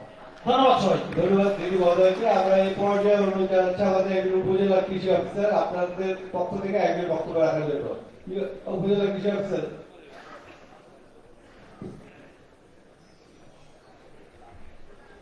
আসসালামু স্যার, আমি মোহাম্মদ মাহমুদ শেখ, উপজেলা কৃষি অফিসার, মুক্তিযোদ্ধা গোপালগঞ্জ। কৃষিতে সমস্যা রয়েছে, আমাদের যে একটি keynote speaker sir DD sir উপস্থাপন করছেন, সেখানে অনেকটা বিষয় হচ্ছে উঠে এসেছে। আমি জাস্ট একটা বিষয় হচ্ছে হাইলাইট করতে চাই। আমাদের স্থানীয় যে চাহিদার ভিত্তিতে আমাদের অবশ্যই সে সকল হচ্ছে বীজ সরবরাহ করতে হবে, বিশেষ করে হচ্ছে প্রণোদনা। স্পেসিফিক্যালি যদি হচ্ছে বলি, আমাদের যে পাটের যে প্রণোদনা দেওয়া হয়, সেখানে হচ্ছে যে জাত দেওয়া হয় BGRI 8, এটা আমাদের কৃষকদের হচ্ছে চাহিদা নেই। গোপালগঞ্জে হচ্ছে এটা হচ্ছে চাহিদা নেই। সেক্ষেত্রে JRO যে 524 সেই বীজ যেন সরবরাহ করা, যেন কৃষকরা উপকৃত হয়, আদারওয়াইজ কৃষক হচ্ছে ক্ষতিগ্রস্ত হবে। এই একটা বিষয়। পাশাপাশি আমাদের যে বিভিন্ন প্রণোদনা দেওয়া হয়, সেই প্রণোদনায় আমাদের সবজির বীজ এবং যে হচ্ছে ফলের যে চারা, সেই বিষয়টা রাখা হয় না। সেই বিষয়টা যেন রাখা হয়, সেই বিষয়টা হচ্ছে বিবেচনা করছি। পাশাপাশি যে আমাদের গোপালগঞ্জে জলাবদ্ধতা একটা হচ্ছে সমস্যা, এই সমস্যা শুধু মকসুদপুরে না, প্রত্যেকটা হচ্ছে উপজেলাতে সমস্যা। বিভিন্ন অপরিকল্পিতভাবে বিভিন্ন স্থাপনার কারণে এই জলাবদ্ধতার সৃষ্টি হয়। এই জলাবদ্ধতা যদি দূর করা যায়, তাহলে অবশ্যই আমাদের হচ্ছে যে ক্রপিং ইন্টেন্সিটি এটা হচ্ছে বাড়বে। পাশাপাশি কৃষকরা যথাসময়ে তাদের যে সিজন শুরু হয়, সেই সিজনে হচ্ছে তারা ফসল উৎপাদন করতে পারবে। ধন্যবাদ। ধন্যবাদ উপজেলা কৃষি কর্মকর্তাকে। আমি এই পর্যায়ে অনুরোধ জানাচ্ছি আমাদের উপজেলা নির্বাহী অফিসার সকলেই উপস্থিত আছেন, 5 জনই উপস্থিত আছেন। আপনাদের মধ্যে থেকে একজন এসে আপনাদের কৃষি সম্পর্কে আপনাদের ধারণা উপস্থাপনের জন্য এবং কোনো সমস্যা থাকলে সেটি জানানোর জন্য। ধন্যবাদ। স্যার আসসালামু আলাইকুম, আমি মোহাম্মদ মইনুল হক, উপজেলা নির্বাহী অফিসার টঙ্গিপাড়া। স্যার প্রথমে আমি আপনাকে ধন্যবাদ জানাতে চাই। আমি ছোটবেলায় আমাদের একটা টেক্সট ছিল, চাষি নামে একটা কবিতা ছিল স্যার। এখানে কবি ছিলেন সুলতানা রাজিয়া চৌধুরানী। কবিতাটার প্রথম লাইনটা ছিল এরকম: সব সাধকের বড় সাধক আমার দেশের চাষা, দেশ সাধকেরই মুক্তিকামী, দেশের সেটি আশা। আর শেষের লাইনটা এরকম ছিল: আমার দেশে সোনার ছেলে, করি নমস্কার, বারংবার করি নমস্কার, তোমায় দেখে চূর্ণ হোক সকল অহংকার। স্যার এই আজকের এই সবার মাধ্যমে আমি আপনাকে ধন্যবাদ এবং কৃতজ্ঞতা জানাতে চাই যে আমাদের কৃষকদেরকে আপনি সম্মানিত করেছেন এবং আমাদের কথা শুনেছেন স্যার। এই জন্য স্যার এই যে দুইটা বিচ্ছুতির কথা আমরা বলবো, যে কবি বলেছেন যে কৃষকরা যে সাধক এবং তাদেরকে বারবার আমরা নমস্কার করি। স্যার এখানে যেটা আমি বলতে চাই, যে কোরআন হাদিসের আলোকে আমি বলতে চাই যে আল্লাহ তাআলা সূরা বাকারার 152 নম্বর আয়াতে বলেছেন যে তোমরা জেনে শুনে সত্যের সাথে মিথ্যা মিশ্রণ ঘটিও না। সত্যের সাথে মিথ্যা মিশ্রণ ঘটানো হচ্ছে একটা জঘন্যতম অপরাধ। আল্লাহ রাসূলের হাদিস হচ্ছে যে সেই হচ্ছে প্রকৃত মুমিন যার হাত এবং জিহ্বা থেকে অন্যরা নিরাপদ। অন্য রেওয়াতে আসছে সেই হচ্ছে প্রকৃত মুমিন যার হাত এবং জিহ্বা থেকে অন্যের জীবন এবং সম্পদ নিরাপদ। আমি এখানে বলতে চাই এইটুকু যে আমরা কৃষকদেরকে সম্মানিত করতে চাই, কৃষকদের উপর আমরা আস্থা রাখতে চাই, তাদের হাতেই কিন্তু আমাদের জীবন এবং সম্পদ। আমরা যে খাবারগুলো খাচ্ছি, যে কৃষিজ পণ্য, এই কৃষিজ পণ্যের কোন কৃষক যেন প্রতারণার আশ্রয় না নিয়ে আমাদের সামনে সেটা ভোগ্যপণ্য হিসেবে উপস্থাপন না করেন। আমি আপনার মাধ্যমে সমস্ত কৃষকদেরকে জানাতে চাই তারা আজকে এই সম্মেলনে একটা শপথ নিয়ে যাক যে তারা সত্যের সাথে মিথ্যার কোনো সংমিশ্রণ ঘটাবে না। তারা কোনো ইনসেকটিসাইড যেটা মানব স্বাস্থ্যের জন্য ক্ষতিকর এমন কোন জিনিস কৃষিজ পণ্যে দিবে না যেগুলা খেয়ে আমরা অনিরাপদ ভোগ করি। এটা আমরা সকলে আজকে এই সম্মেলনে শপথ নিয়ে যেতে পারি স্যার। আমরা কি সবাই রাজি কিনা যে আমরা জীবনে আর কখনো সত্যের সাথে মিথ্যার সংমিশ্রণ ঘটাবো না? আমরা কখনো কোনো ধরনের খাবারে কি করবো না, যেগুলা মানব স্বাস্থ্যের জন্য ক্ষতিকর এমন কোন উপাদান আমরা মিশ্রণ করবো না। আমরা যে আহ্বান, এতে কি আমরা সবাই একমত? ধন্যবাদ স্যার। আমার দ্বিতীয় যে বিষয়টা মাঝে মাঝে একটা অভিযোগ উপস্থাপন হয়েছে যে উপজেলা সার ও বীজ ব্যবস্থা মনিটরিং কমিটি, তারপর হচ্ছে উপজেলা কৃষি সেচ কমিটি ইত্যাদি সবাই নিয়মিত আহ্বান করা হয় না, কিংবা কেউ কেউ লাইসেন্স পেতে ভোগান্তি পান। আমরা দৃঢ়কণ্ঠে এটা বলতে চাই যে আমরা যখন উপজেলা পরিষদের মাসিক সমন্বয় সভা করি, সেই সমন্বয় সভার সাথেই কিন্তু আমরা উপজেলা কৃষি সার ও বীজ মনিটরিং কমিটির সভা করি, উপজেলা সেচ ব্যবস্থাপনা কমিটির সভা করি, উপজেলা কৃষি ঋণ কমিটির সভা করি। তো আমরা চাই যে জনগণের দূর করে আমরা সেবা দিতে চাই। আমাদের মাধ্যমে আমাদের ডোর সবসময় ওয়াইড ওপেন ফর ইউ। যে কোনো ধরনের সমস্যার জন্য আপনারা আসবেন, উপজেলা কৃষি কর্মকর্তার সাহায্য নিয়ে আমরা আপনাদের যে ধরনের সেবা দরকার আমরা সেই সেবাগুলো আপনাদের কাছে পৌঁছে দেব। পরিশেষে স্যার আপনাকে আন্তরিক ধন্যবাদ এবং কৃতজ্ঞতা জানিয়ে আমি আমার কথা শেষ করছি। আসসালামু আলাইকুম। আমরা এর মধ্যে দিয়ে আমাদের মুক্ত আলোচনা পর্ব শেষ করলাম। এই পর্যায়ে আমরা উপস্থাপক বৃন্দের কাছে ফেরত যাচ্ছি। আমি এই পর্যায়ে সঞ্চালন করার জন্য উপস্থাপক বৃন্দকে অনুরোধ জানাচ্ছি। ধন্যবাদ।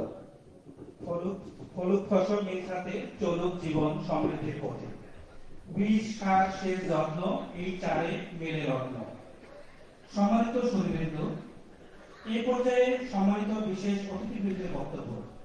আমি প্রথমে বিনীত আহ্বান জানাচ্ছি বাংলাদেশ ফার্টিলাইজার অ্যাসোসিয়েশন গোপালগঞ্জ জেলার সভাপতি জনাব কে মনিরুর রহমান বাবুল মহোদয়কে।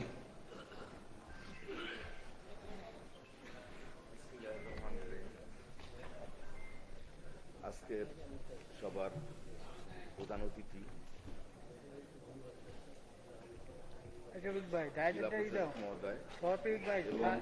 জেলা সার ও বীজ মনিটরিং কমিটির সম্মানিত সভাপতি, বিশেষ অতিথি গোপালগঞ্জ জেলার সুযোগ্য পুলিশ সুপার মহোদয়, এখানে আরো সম্মানিত অনেক অতিথিবৃন্দ আছে, সবাইকে অ্যাড্রেস করলাম না কারণ এখন দুপুরে খাওয়ার সময়।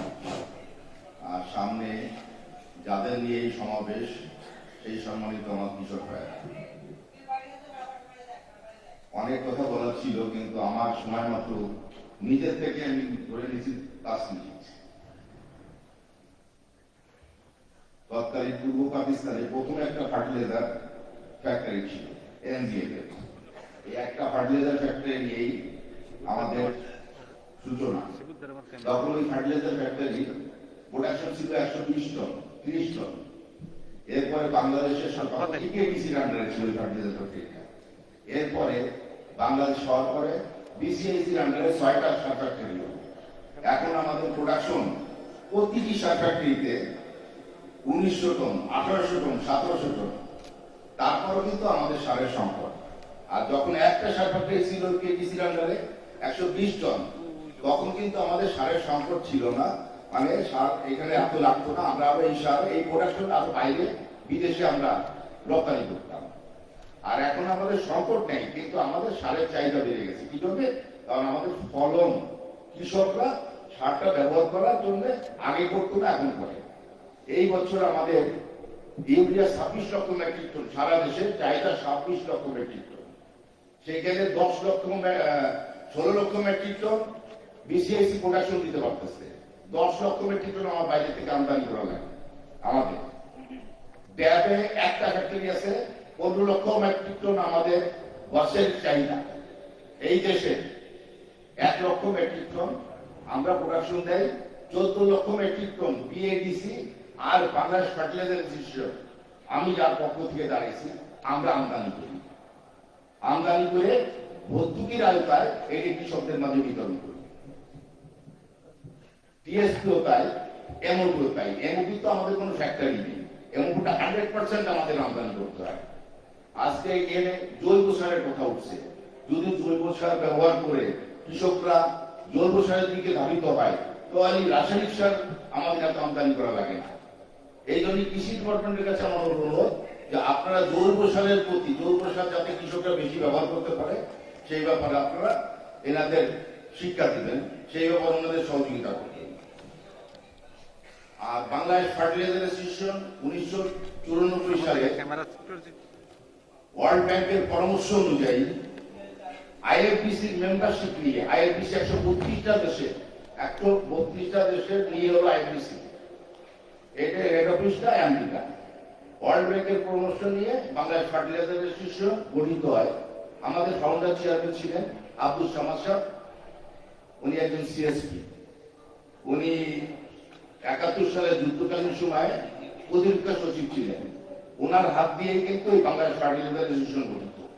এবং তখন আরো কয়েকজন সিএসপি অফিসার ছিলেন, নুরুল কবির খান, নুরুল কাদির খান, এরকম আরো কয়েকজন নিয়ে এই গঠিত।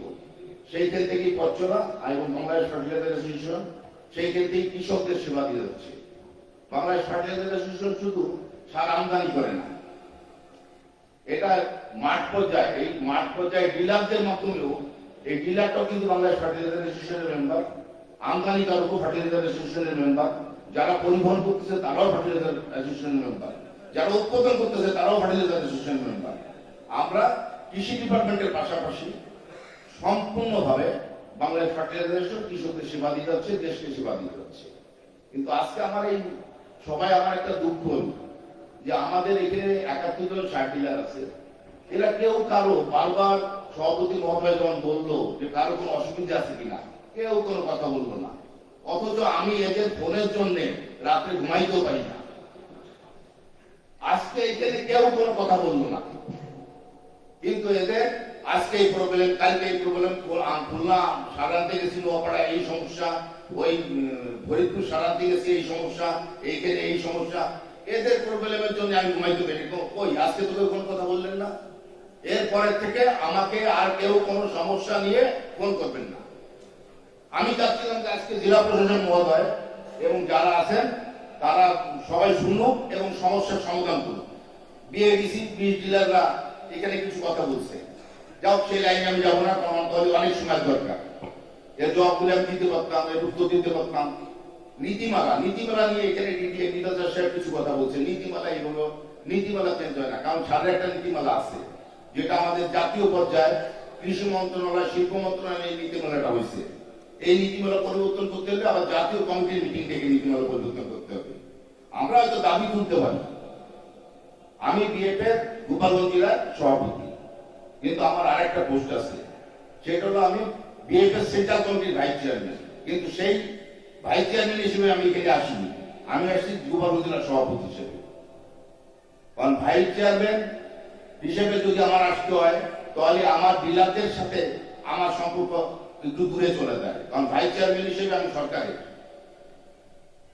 আর বিএফের সভাপতি হিসেবে আমি ডিলারদের দুঃখ বেদনা এগুলি আমি বলতে পারি। ফরিদপুর, গ্রেটার ফরিদপুর জেলা থেকে সর্বপ্রথম বিএফের ডাইরেক্টর 16 বছর আগে আমি হয়েছি, এখনো তার ধারাবাহিকতা আমি আছি। এরপরে ভাইস চেয়ারম্যান হয়েছি আমি, যার জন্য এই জেলায় সর্বোত্তম চেষ্টা করি। আমার নিজের জেলা হিসেবে 64টা জেলায় আমার দেখতে হয়। কালকে রাত 1টার সময় দিনাজপুরতে একজন ফোন দিছে, ওই ব্রাহ্মণবাড়িতে ফোন দিছে, যে এই সমস্যা, সেইগুলো দেখতে হয়। কিন্তু আমাদের জেলা গোপালগঞ্জ জেলাটাকে আমি সবচেয়ে বেশি প্রাধান্য দিই, যেহেতু এই জেলাটা আমারই জন্ম। আর আজকে আমার সবচেয়ে খারাপ লাগছে যে আমাদের ডিলাররা একটা মানে তাদের কষ্টের কোনো কথা যেটা জেলা প্রশাসক মহোদয়ের জানার কথা কেউ বললো না। কেন আমার বলতে হবে?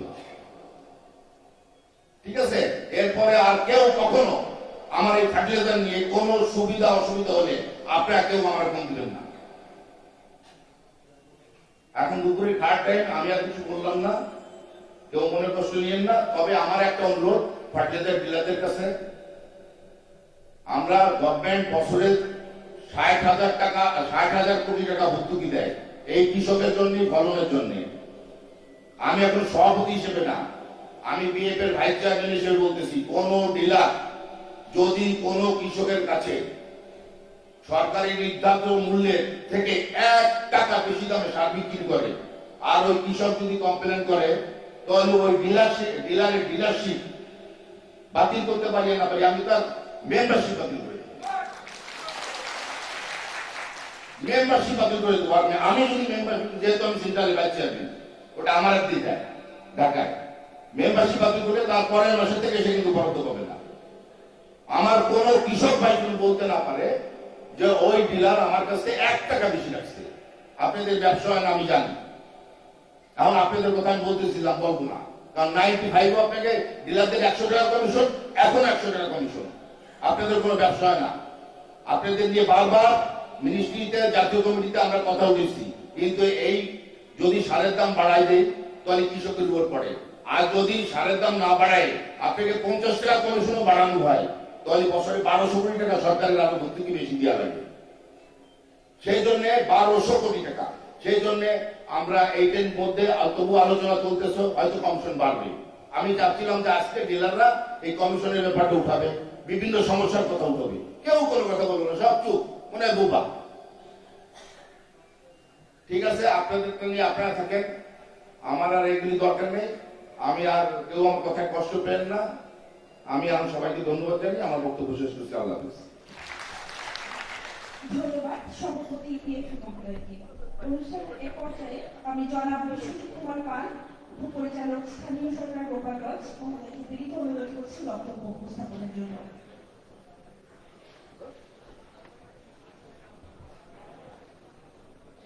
শুভ দুপুর।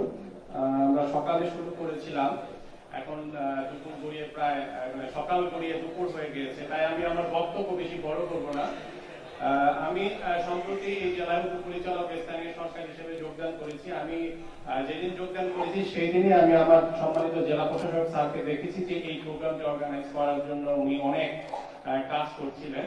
তো আমি বলবো যে আমার চাকরি জীবনে এই ধরনের সম্মেলন জেলা পর্যায়ে আমি প্রথম দেখছি। তো এর জন্য আমি আজকের এই কৃষি সম্মেলন 2025 গোপালগঞ্জে আমাদের যে সম্মানিত প্রধান অতিথি, আমাদের এই জেলার সুযোগ্য জেলা প্রশাসক স্যারকে আমি ধন্যবাদ জানাই, এবং স্যারের জন্য আমি চাচ্ছি সবাই আপনারা একটা জোরে একটা হাত তালি। কারণ এই ধরনের, কারণ স্যারের এই চিন্তার মধ্যে স্যার আমাদের সাথে সবসময় শেয়ার করছেন, আমরা যারা স্যারের কর্মকর্তা হিসেবে কাজ করছি স্যারের অধীন, যে এই জেলাকে একটু সুন্দর পরিবর্তিত পরিস্থিতিতে আরেকটু কিভাবে সুন্দর করা যায় সেটা নিয়ে কাজ করার জন্য। তো এই পর্যায়ে কিন্তু আজকের এই সমাবেশটি। তো আমি যেহেতু নতুন যোগদান করেছি, আমি আপনাদের এই জেলা সম্পর্কে হয়তো বা খুব বেশি বলতে পারবো না, কিন্তু আমি এখানে বসে বসে একজন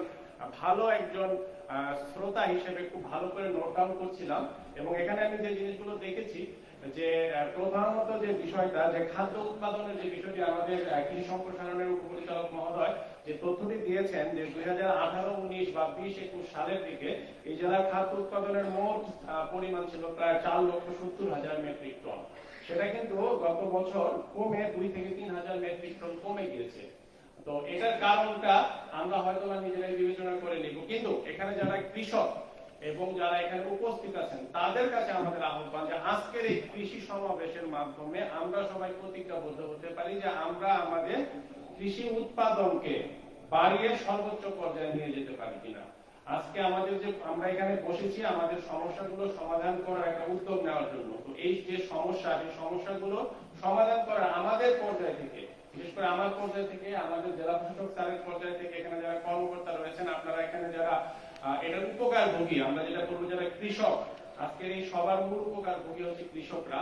কারণ একসময় বলা হতো যে দেশের কৃষকরাই হচ্ছে আমাদের মূল চালিকা শক্তি, দেশের অর্থনীতির মূল চালিকা শক্তি, এখনো সেটাই রয়েছে। আমরা অনেকে বলি যে না, বিদেশের ফরেন রেমিটেন্স হচ্ছে আমাদের মূল চালিকা শক্তি, কিন্তু এখনো কিন্তু এটা পুরোপুরি আসলে প্রতিষ্ঠিত না। কৃষক বাঁচলে দেশ বাঁচবে, এটাই কিন্তু মূল কথা। আমি এখানে আরেকটা জিনিস তুলতে চাই, যে একজন এখানে বলেছে যে সে পদার্থবিজ্ঞান বিভাগে সর্বোচ্চ ডিগ্রি অর্জন করে সে কৃষক হয়েছে। আমি যখন উপজেলা নির্বাহী অফিসার ছিলাম, আমি যেখানে যেতাম সেখানেই বলতাম যে আমরা প্রত্যেকে একজন করে একজন সফল কৃষক হতে চাই। মানে কৃষক যদি হওয়া যায় তাহলে এটার চাইতে আর ভালো কিছু নাই।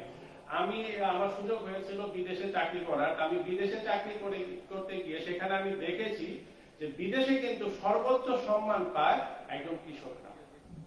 তাদের যে সম্পদ, তাদের যে কাজ, সর্বোচ্চ সম্মান দেওয়া হয় এগ্রিকালচার সেক্টরে লোকদেরকে। আমরা বাংলাদেশেও কিন্তু সেটা করতে চাই। আর ওখানে আমি বলতাম যে আপনাদেরকে যখন কৃষকদের, কারণ ওই সেক্টর গুলোতে আমাদের বাংলাদেশি শ্রমিকরা কাজ করে, যখন ওই কৃষক মালিকদের সাথে কথা বলতে যেতাম তখন আমাদের ওই বাংলাদেশি কৃষি শ্রমিকদেরকে নিয়ে কথা বলতে হতো। ওদেরকে জিজ্ঞেস করতাম আপনাদের এই সবজিতে এখানে আপনাদের কৃষি ডিপার্টমেন্ট নাই, তারা এসে আপনাদেরকে কোনো কিছু শিখায় না, বা এটা করলে ভালো হবে, এটা করলে ভালো হবে না, বলে না এটা আমরা সব জানি। মানে সবাই বলতেছে, আমি এ পর্যন্ত যতজন কৃষকের সাথে কথা বলেছি বিদেশে, প্রত্যেকে বলেছেন আমরা সব জানি, কারণ তারাই হচ্ছে মূল এক্সপার্ট এবং তারাই প্রাকৃতিক ভাবে সবকিছু উৎপাদন করে।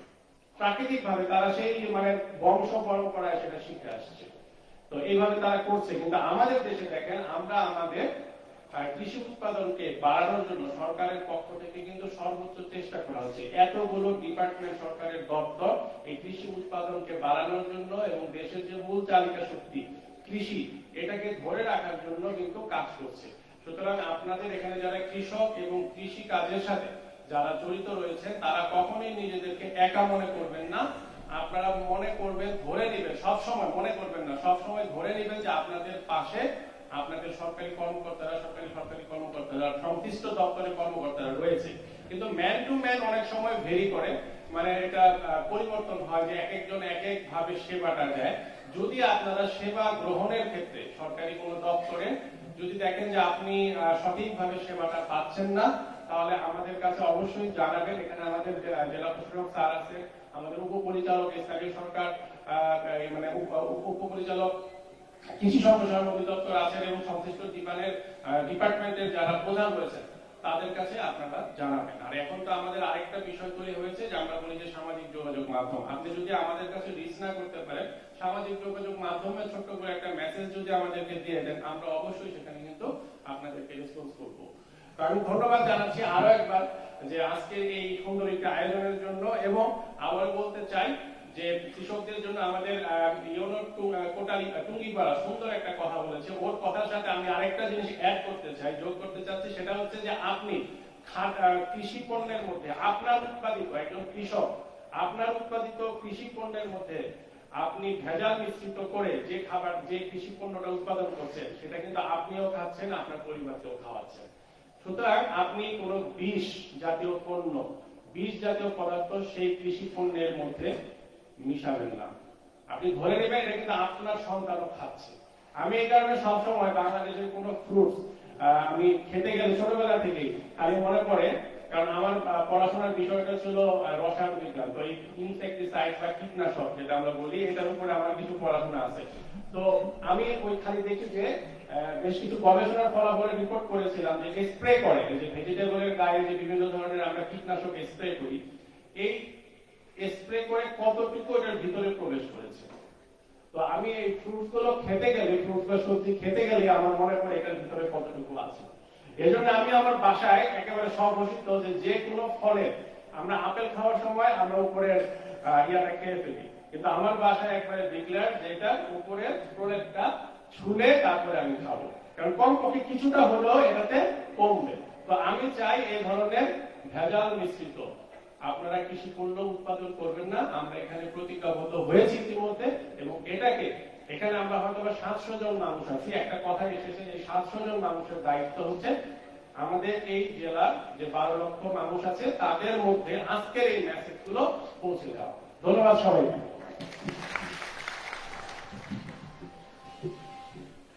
ধন্যবাদ উপপরিচালক স্থানীয় সরকার মহোদয়কে।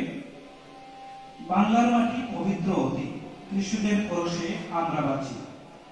এ পর্যায়ে বক্তব্য প্রদানের জন্য বিনীতভাবে অনুরোধ জানাচ্ছি জনাব মোহাম্মদ মিজানুর রহমান, পুলিশ সুপার গোপালগঞ্জ।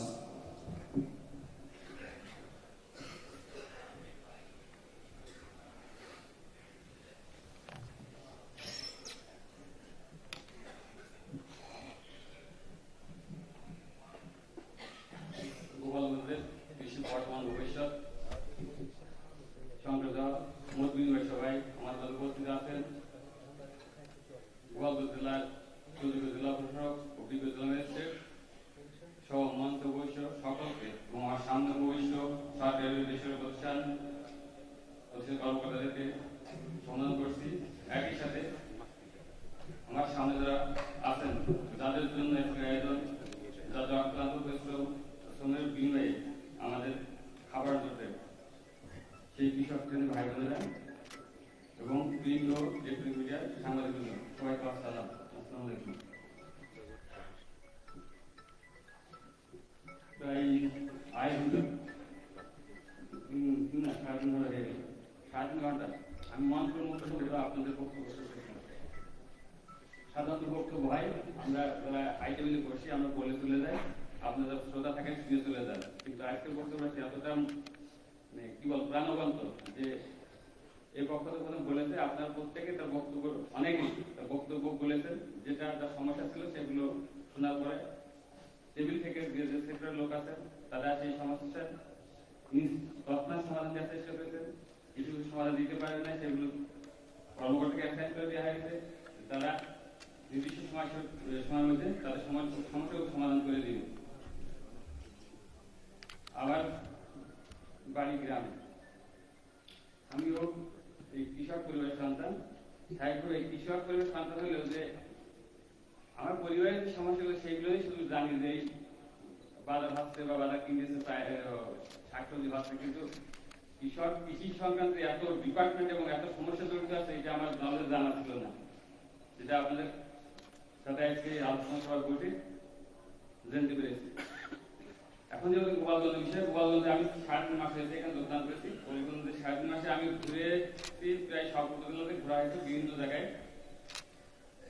গোপালগঞ্জে দেখে প্রথমে আমি মনে হয়েছে এর সত্য যে গোপালগঞ্জ কিছু এলাকা 6 মাস মোস্ট অফ 6 মাসের মতো পানি নিচে থাকে, বাকি 6 মাস থাকে জায়গা। আমি জিজ্ঞাসা করছিলাম যে একজনকে যে এখন আমি যখন আসছিলাম চারদিকে পানি ছিল, গোপালগঞ্জ মানুষের আইন দেওয়ার পর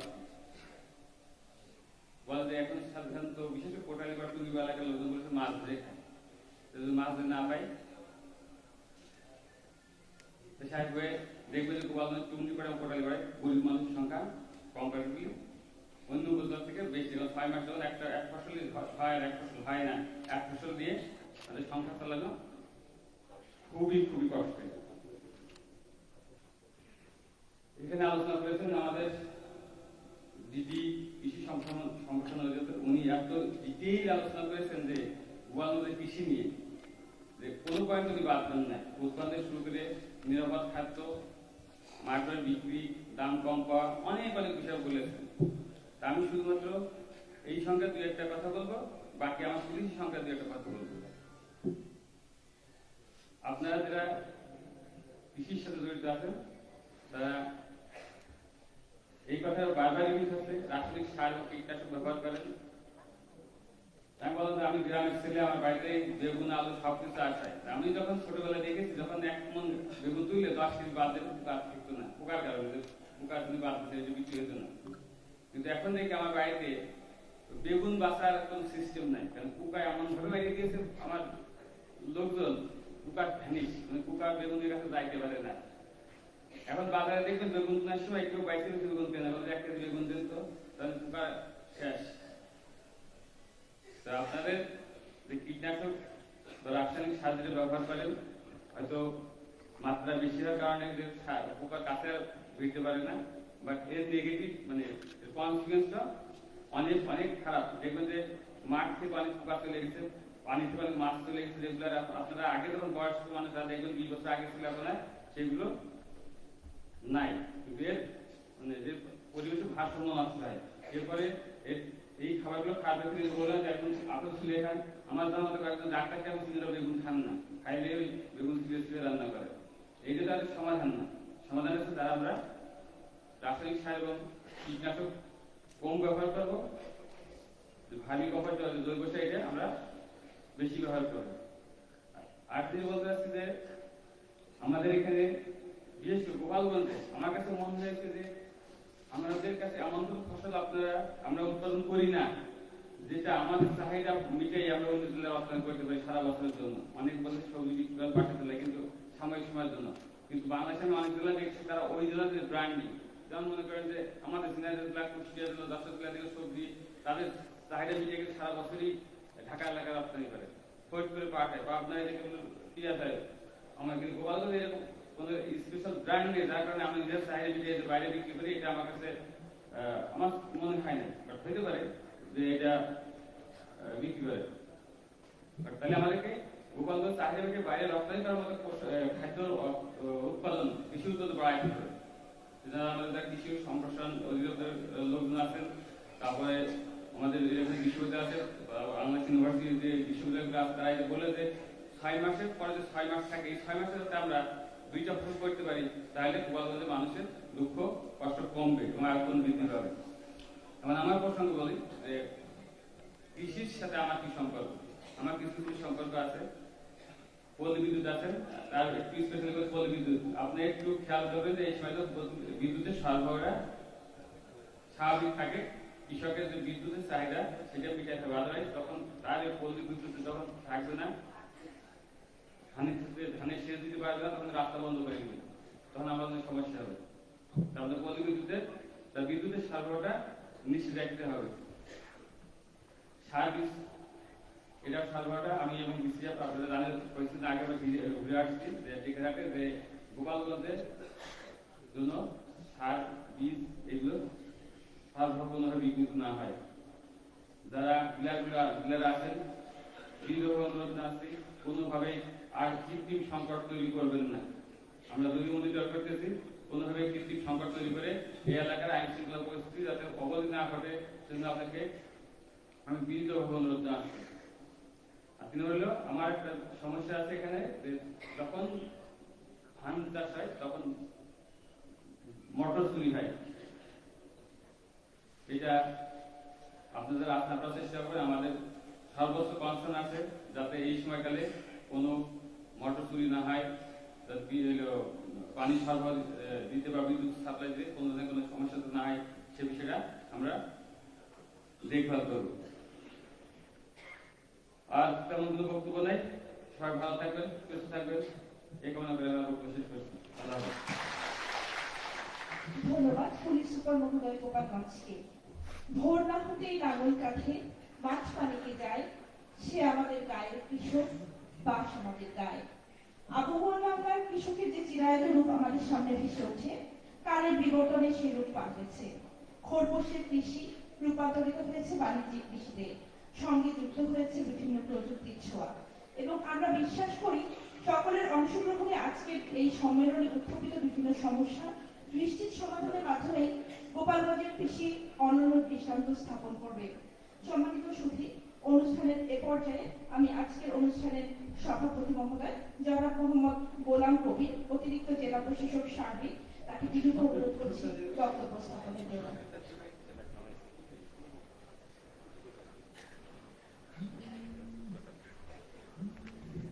বিসমিল্লাহির রহমানির রহিম।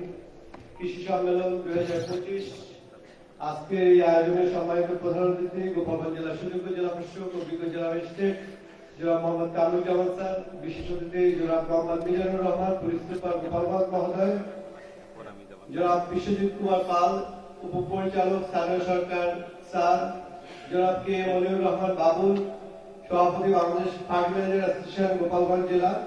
আজকের এই অনুষ্ঠানকে যিনি প্রধান প্রবন্ধ উপস্থাপক কৃষিবিদ আব্দুল কাদের সরকার, পরিচালক কৃষি সম্প্রসারণ অধিদপ্তর গোপালগঞ্জ, ডক্টর জিলহাস আহমেদ জুয়েল,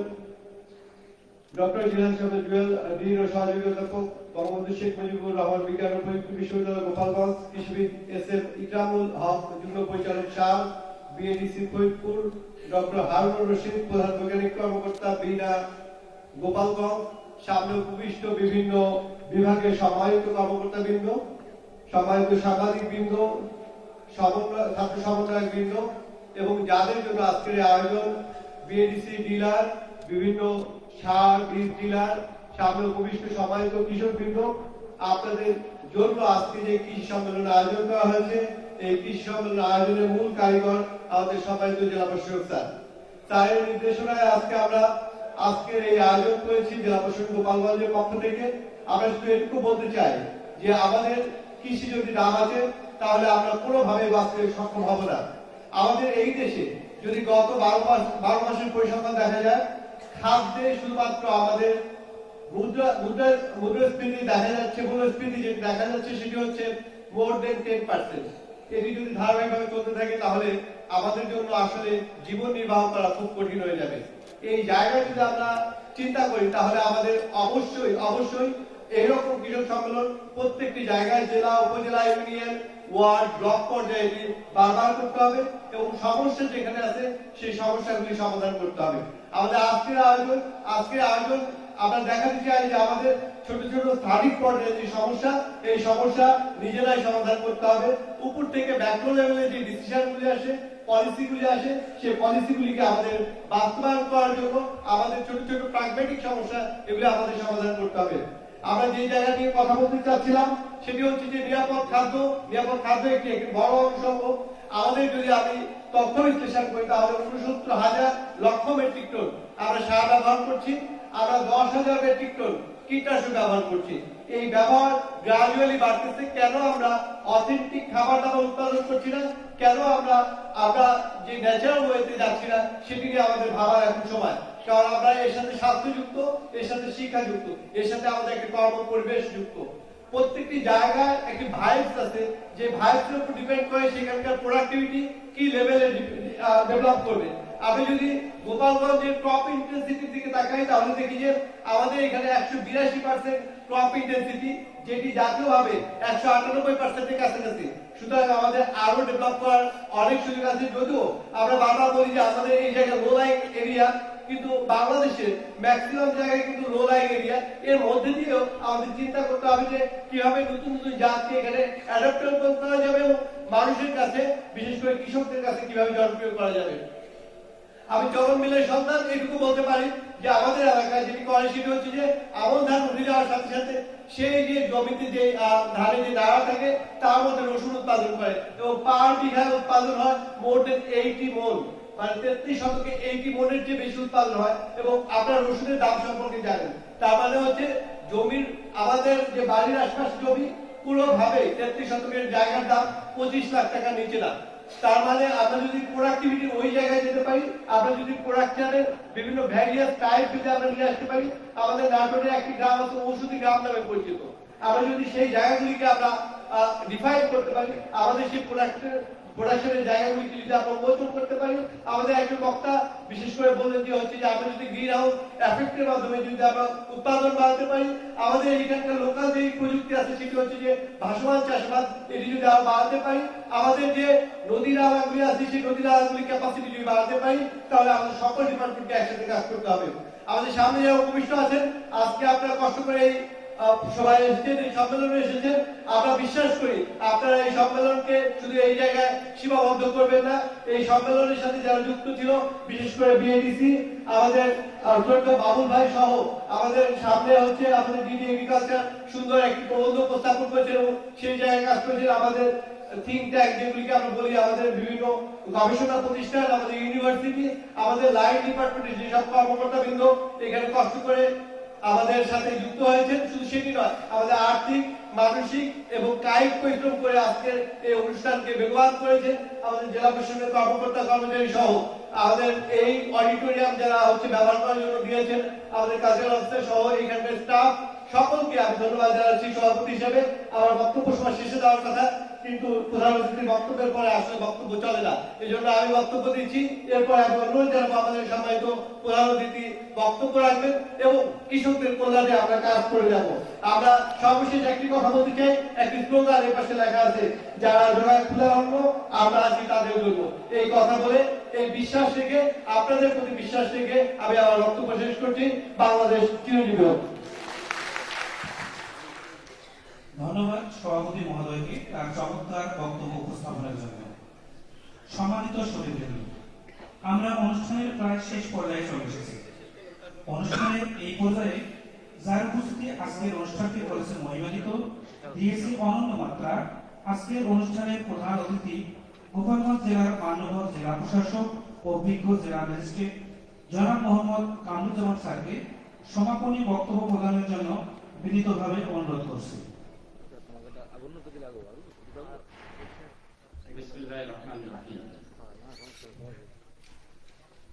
কৃষি সম্মেলন 2025 উপলক্ষে আজকে যে আয়োজন, এই আয়োজনে সম্মানিত বিশেষ অতিথি উপস্থিত আছেন পুলিশ সুপার, এখানে উপস্থিত আছেন ডিডি এগ্রিকালচার এক্সটেনশন ডিপার্টমেন্ট, এখানে ডিন কৃষি অনুষদ গোপালগঞ্জ ইউনিভার্সিটি, এখানে বিনা সহ জেলা পর্যায়ের বিভিন্ন কর্মকর্তা বৃন্দ, এখানে উপস্থিত আছেন আমাদের প্রায় 30 পর্যায়ের স্টেক হোল্ডার, গোপালগঞ্জ কৃষির সাথে সম্পৃক্ত সাংবাদিক বৃন্দ, ছাত্র সমন্বয়ক বৃন্দ, সকলকে আমি সালাম এবং শুভেচ্ছা জানাচ্ছি। অত্যন্ত আমরা বলবো যে এটি গোপালগঞ্জে আমার যোগদানের পরে দ্বিতীয় সম্মেলন। প্রথম সম্মেলনটা আমরা করেছিলাম শিক্ষা সম্মেলন, আজকে ধারাবাহিকভাবে আমরা দ্বিতীয় একটি সম্মেলন করলাম, সেটা কৃষি সম্মেলন। এরপরে আরো সম্মেলন অপেক্ষা করছে, আমরা খুব শীঘ্রই স্বাস্থ্য সম্মেলন করব। তো আজকের এই উপস্থাপনা আমার কাছে খুবই ভালো লাগছে। এই একটি বিষয়ে যে গোপালগঞ্জের সমস্ত স্টেক হোল্ডারকে আমরা একত্রিত করতে সক্ষম হয়েছি, এই জন্য আপনাদেরকে আমি ধন্যবাদ জানাচ্ছি। আমরা একই সাথে এই বিষয়টি পরিষ্কার হলাম যে গোপালগঞ্জের বর্তমান কৃষির অবস্থা এবং এর ভবিষ্যৎ কি করা যায় এই বিষয়ে নাকি দীর্ঘ আলোচনা উপস্থাপন করেছেন। যে আমাদের এই গোপালগঞ্জের কৃষির যিনি মূল কর্ণধার ডিডি এগ্রিকালচার, অত্যন্ত জ্ঞানগর্ভ, প্রায়োগিক এবং প্র্যাগম্যাটিক আলোচনা তিনি নিয়ে এসেছেন।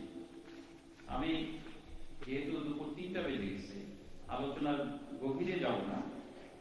আমরা বেশ কিছু বিষয় আইডেন্টিফাই করেছি, প্রত্যেকটা নোট ডাউন করা হয়েছে। আমি আপনাদের এই ঘোষণা দিতে চাই, আজকের এই আলোচনার উপর ভিত্তি করে আমরা গোপালগঞ্জের কৃষির উপরে একটি বই তৈরি করব। আপনারা যে প্রত্যেকে বিভিন্ন আলোচনা করেছেন, সেই বইয়ের মধ্যে আপনাদের আলোচনাগুলো আসবে, সমাধানগুলো আসবে, শর্ট, মিড এবং long term plan of action আমরা তৈরি করব। গোপালগঞ্জের কৃষি আমরা আজকের আলোচনা থেকে যেটা বুঝতে পারলাম, খুব সংক্ষেপে আমি যদি নার্সেল বলি, খুবই রিচ, অনেক সমৃদ্ধ। এবং গোপালগঞ্জের যারা কৃষক আছেন তাদেরকে আমি বিশেষভাবে ধন্যবাদ জানাই। তারা এই সমৃদ্ধ করার পিছনে যুগ যুগ ধরে বিভিন্ন প্রায়োগিক পদ্ধতিগত বিভিন্ন বিষয়ে তারা মুনশিয়ানা দেখিয়েছেন এবং দেশের মধ্যে কৃষি ব্যবস্থাপনায় চমৎকারভাবে তারা খুবই কন্ট্রিবিউট করেছে। আমি এখানে বিশেষভাবে ধন্যবাদ জানাই, এখানে উপস্থিত আছেন বিএফএ গোপালগঞ্জ শাখার যিনি সভাপতি, তিনি এই বাংলাদেশ যে বিএফএ আছে সেই তার সহসভাপতি, কিন্তু তিনি তার নিজের জেলা হিসেবে চমৎকারভাবে এই বিষয়টাকে ওন করেন। আমরা টেকেরহাটে গিয়েছি সার ব্যবস্থাপনার বিষয়ে, সেখানে তার যে কনসার্ন আমরা কিন্তু সিরিয়াসলি সেটাকে অ্যাড্রেস করেছি এবং আমরা চেষ্টা করছি এই সারের গোডাউনটি যাতে নতুনভাবে, গত সপ্তাহে কৃষি এবং শিল্প সচিব মহোদয়ের সাথে আমার মিটিংয়ে সেখানে আমরা এই গোডাউনটি দ্রুত চালু করার বিষয়ে, কাজ শেষ করার বিষয়ে কথা হয়েছে, সেই বিষয়টি আমরা চেষ্টা করছি। যতগুলো বিষয় এসছে, আপনাদের আরো অনেক বিষয় অবলা কথা রয়ে গেছে, আমরা বুঝতে পারছি। আমরা চাই সেই কথাগুলো আপনারা বলবেন এবং সেগুলো আমরা সমাধানের চেষ্টা করব। এখানে সমাধানের জন্য যারা দায়িত্বপ্রাপ্ত আছেন তাদের সকলকে আমি অনুরোধ করব, কৃষকদের এই সমস্যাগুলো স্থানীয়ভাবে সর্বোচ্চ লেভেলে সমাধান করতে হবে। বর্তমান অন্তর্বর্তীকালীন সরকার কৃষকদের প্রণোদনা থেকে শুরু করে সার ব্যবস্থাপনা, সেচ ব্যবস্থাপনা, বীজ ব্যবস্থাপনা, প্রত্যেকটি ব্যবস্থাপনার সর্বোচ্চ আন্তরিকতা দেখাচ্ছে। এবং আপনারা জানেন, মার্কেটিং এ এবং নিত্য প্রয়োজনীয় দ্রব্যমূল্য নিয়ন্ত্রণে সর্বোচ্চ অগ্রাধিকার দিয়ে প্রতিদিন আমাদের কিন্তু টিম গোপালগঞ্জের বিভিন্ন জেলায়, বিভিন্ন উপজেলায়, বিভিন্ন মার্কেটে, ইউনিয়নে, বিভিন্ন মার্কেটে আমাদের অভিযান চলছে এবং আমরা অবৈধ কোনো সভাসহ সকলকে উদাত্ত আহ্বান জানিয়েছি যে কোনোভাবেই যেন গ্রাহক পর্যায়ে দ্রব্যমূল্য নিয়ন্ত্রণ এর বাইরে না চলে যায়। বিভিন্ন পর্যায়ে আমরা দেখতে পাচ্ছি, আপনাদের কাছে আজকে শুনেছি যে বিভিন্ন খাদ্যদ্রব্যে ভেজাল মেশানো, এমনকি সারে ভেজাল মেশানো থেকে শুরু করে বিভিন্ন বিষয়ে যে অভিযোগ, সেটা আজকে বাস্তব কিছু আমরা অভিযোগ শুনতে পেয়েছি, দেখতে পেয়েছি, জানতে পেরেছি। আমরা খুব শীঘ্রই এই অভিযানে যাব। এমনকি কৃষকদের ক্ষতি করার জন্য একটি অসাধু চক্র গোপালগঞ্জ ব্যাপী, তারা কিন্তু মাটির টপসাইল কেটে নিয়ে ইট ভাটা সহ বালু উত্তোলনের নামে একটি অসাধু চক্র কার্যক্রম চালিয়ে যাচ্ছে। আমরা এই মঞ্চে এখান থেকে বলতে চাই, তাদেরকে সাবধান করে দিচ্ছি, অবশ্যই এই কার্যক্রম থেকে বিরত থাকতে হবে। কৃষি জমি কোনোভাবেই নষ্ট করা চলবে না। আমরা বালু উত্তোলন, অবৈধভাবে বালু উত্তোলনকে চরমভাবে নিরুৎসাহিত করি। যারা এই কাজের সাথে জড়িত আছে তাদেরকে আমরা আইনের আওতায় নিয়ে আসবো। ইতোমধ্যে বেশ কয়েকটি মোবাইল কোর্ট পরিচালিত হয়েছে। আমরা চাই যে এই ঘোষণার দ্বারা তারা সাবধান হয়ে যাবেন এবং সাথে সাথে অবৈধভাবে যারা ইট ভাটা অথবা গাছ কাটার সাথে জড়িত আছে তারা অবশ্যই পরিবেশ সচেতনতা এটা বজায় রাখবেন। নদী রক্ষার বিষয়ে বিভিন্ন কার্যক্রম আমরা গ্রহণ করছি। আমরা আজকে কৃষকদের আশ্বস্ত করতে চাই, গোপালগঞ্জ জেলা প্রশাসন, জেলা পর্যায়ে সকল কর্মকর্তাবৃন্দ, গবেষকবৃন্দ প্রত্যেকেই কৃষকদের কৃষি বান্ধব একটি মানসিকতা লালন করেন। এখানে আমরা সাংবাদিকদের কথা শুনেছি, তারাও কিন্তু একটি কৃষি বান্ধব মানসিকতা লালন করেন। তো আমরা চাই এই গোপালগঞ্জের কৃষি সর্বোচ্চ পর্যায়ে অগ্রাধিকার দিয়ে যা যা করণীয়, সেই করণীয় কার্যক্রমগুলো আমরা গ্রহণ করতে চাই। আজকে আপনাদের এই উপস্থিতি আমাদেরকে আনন্দিত করেছে এবং আমরা একই সাথে এখানে গবেষণা প্রয়োগ এবং সাথে সাথে আইন প্রয়োগকারী সংস্থা, আমাদের পুলিশের যিনি পুলিশ সুপার আছেন এবং অন্যান্য সংস্থা, গোয়েন্দা সংস্থা সকলে আছেন, সকলকে বলবো যে একযোগে আমরা কাজ করে এই জেলার কৃষি এবং এই জেলার কৃষকদের সমৃদ্ধ ভান্ডার আমরা দেশবাসীকে উপহার দিতে চাই। এই বক্তব্য দিয়ে আমি বক্তব্য শেষ করছি। সকলকে ধন্যবাদ।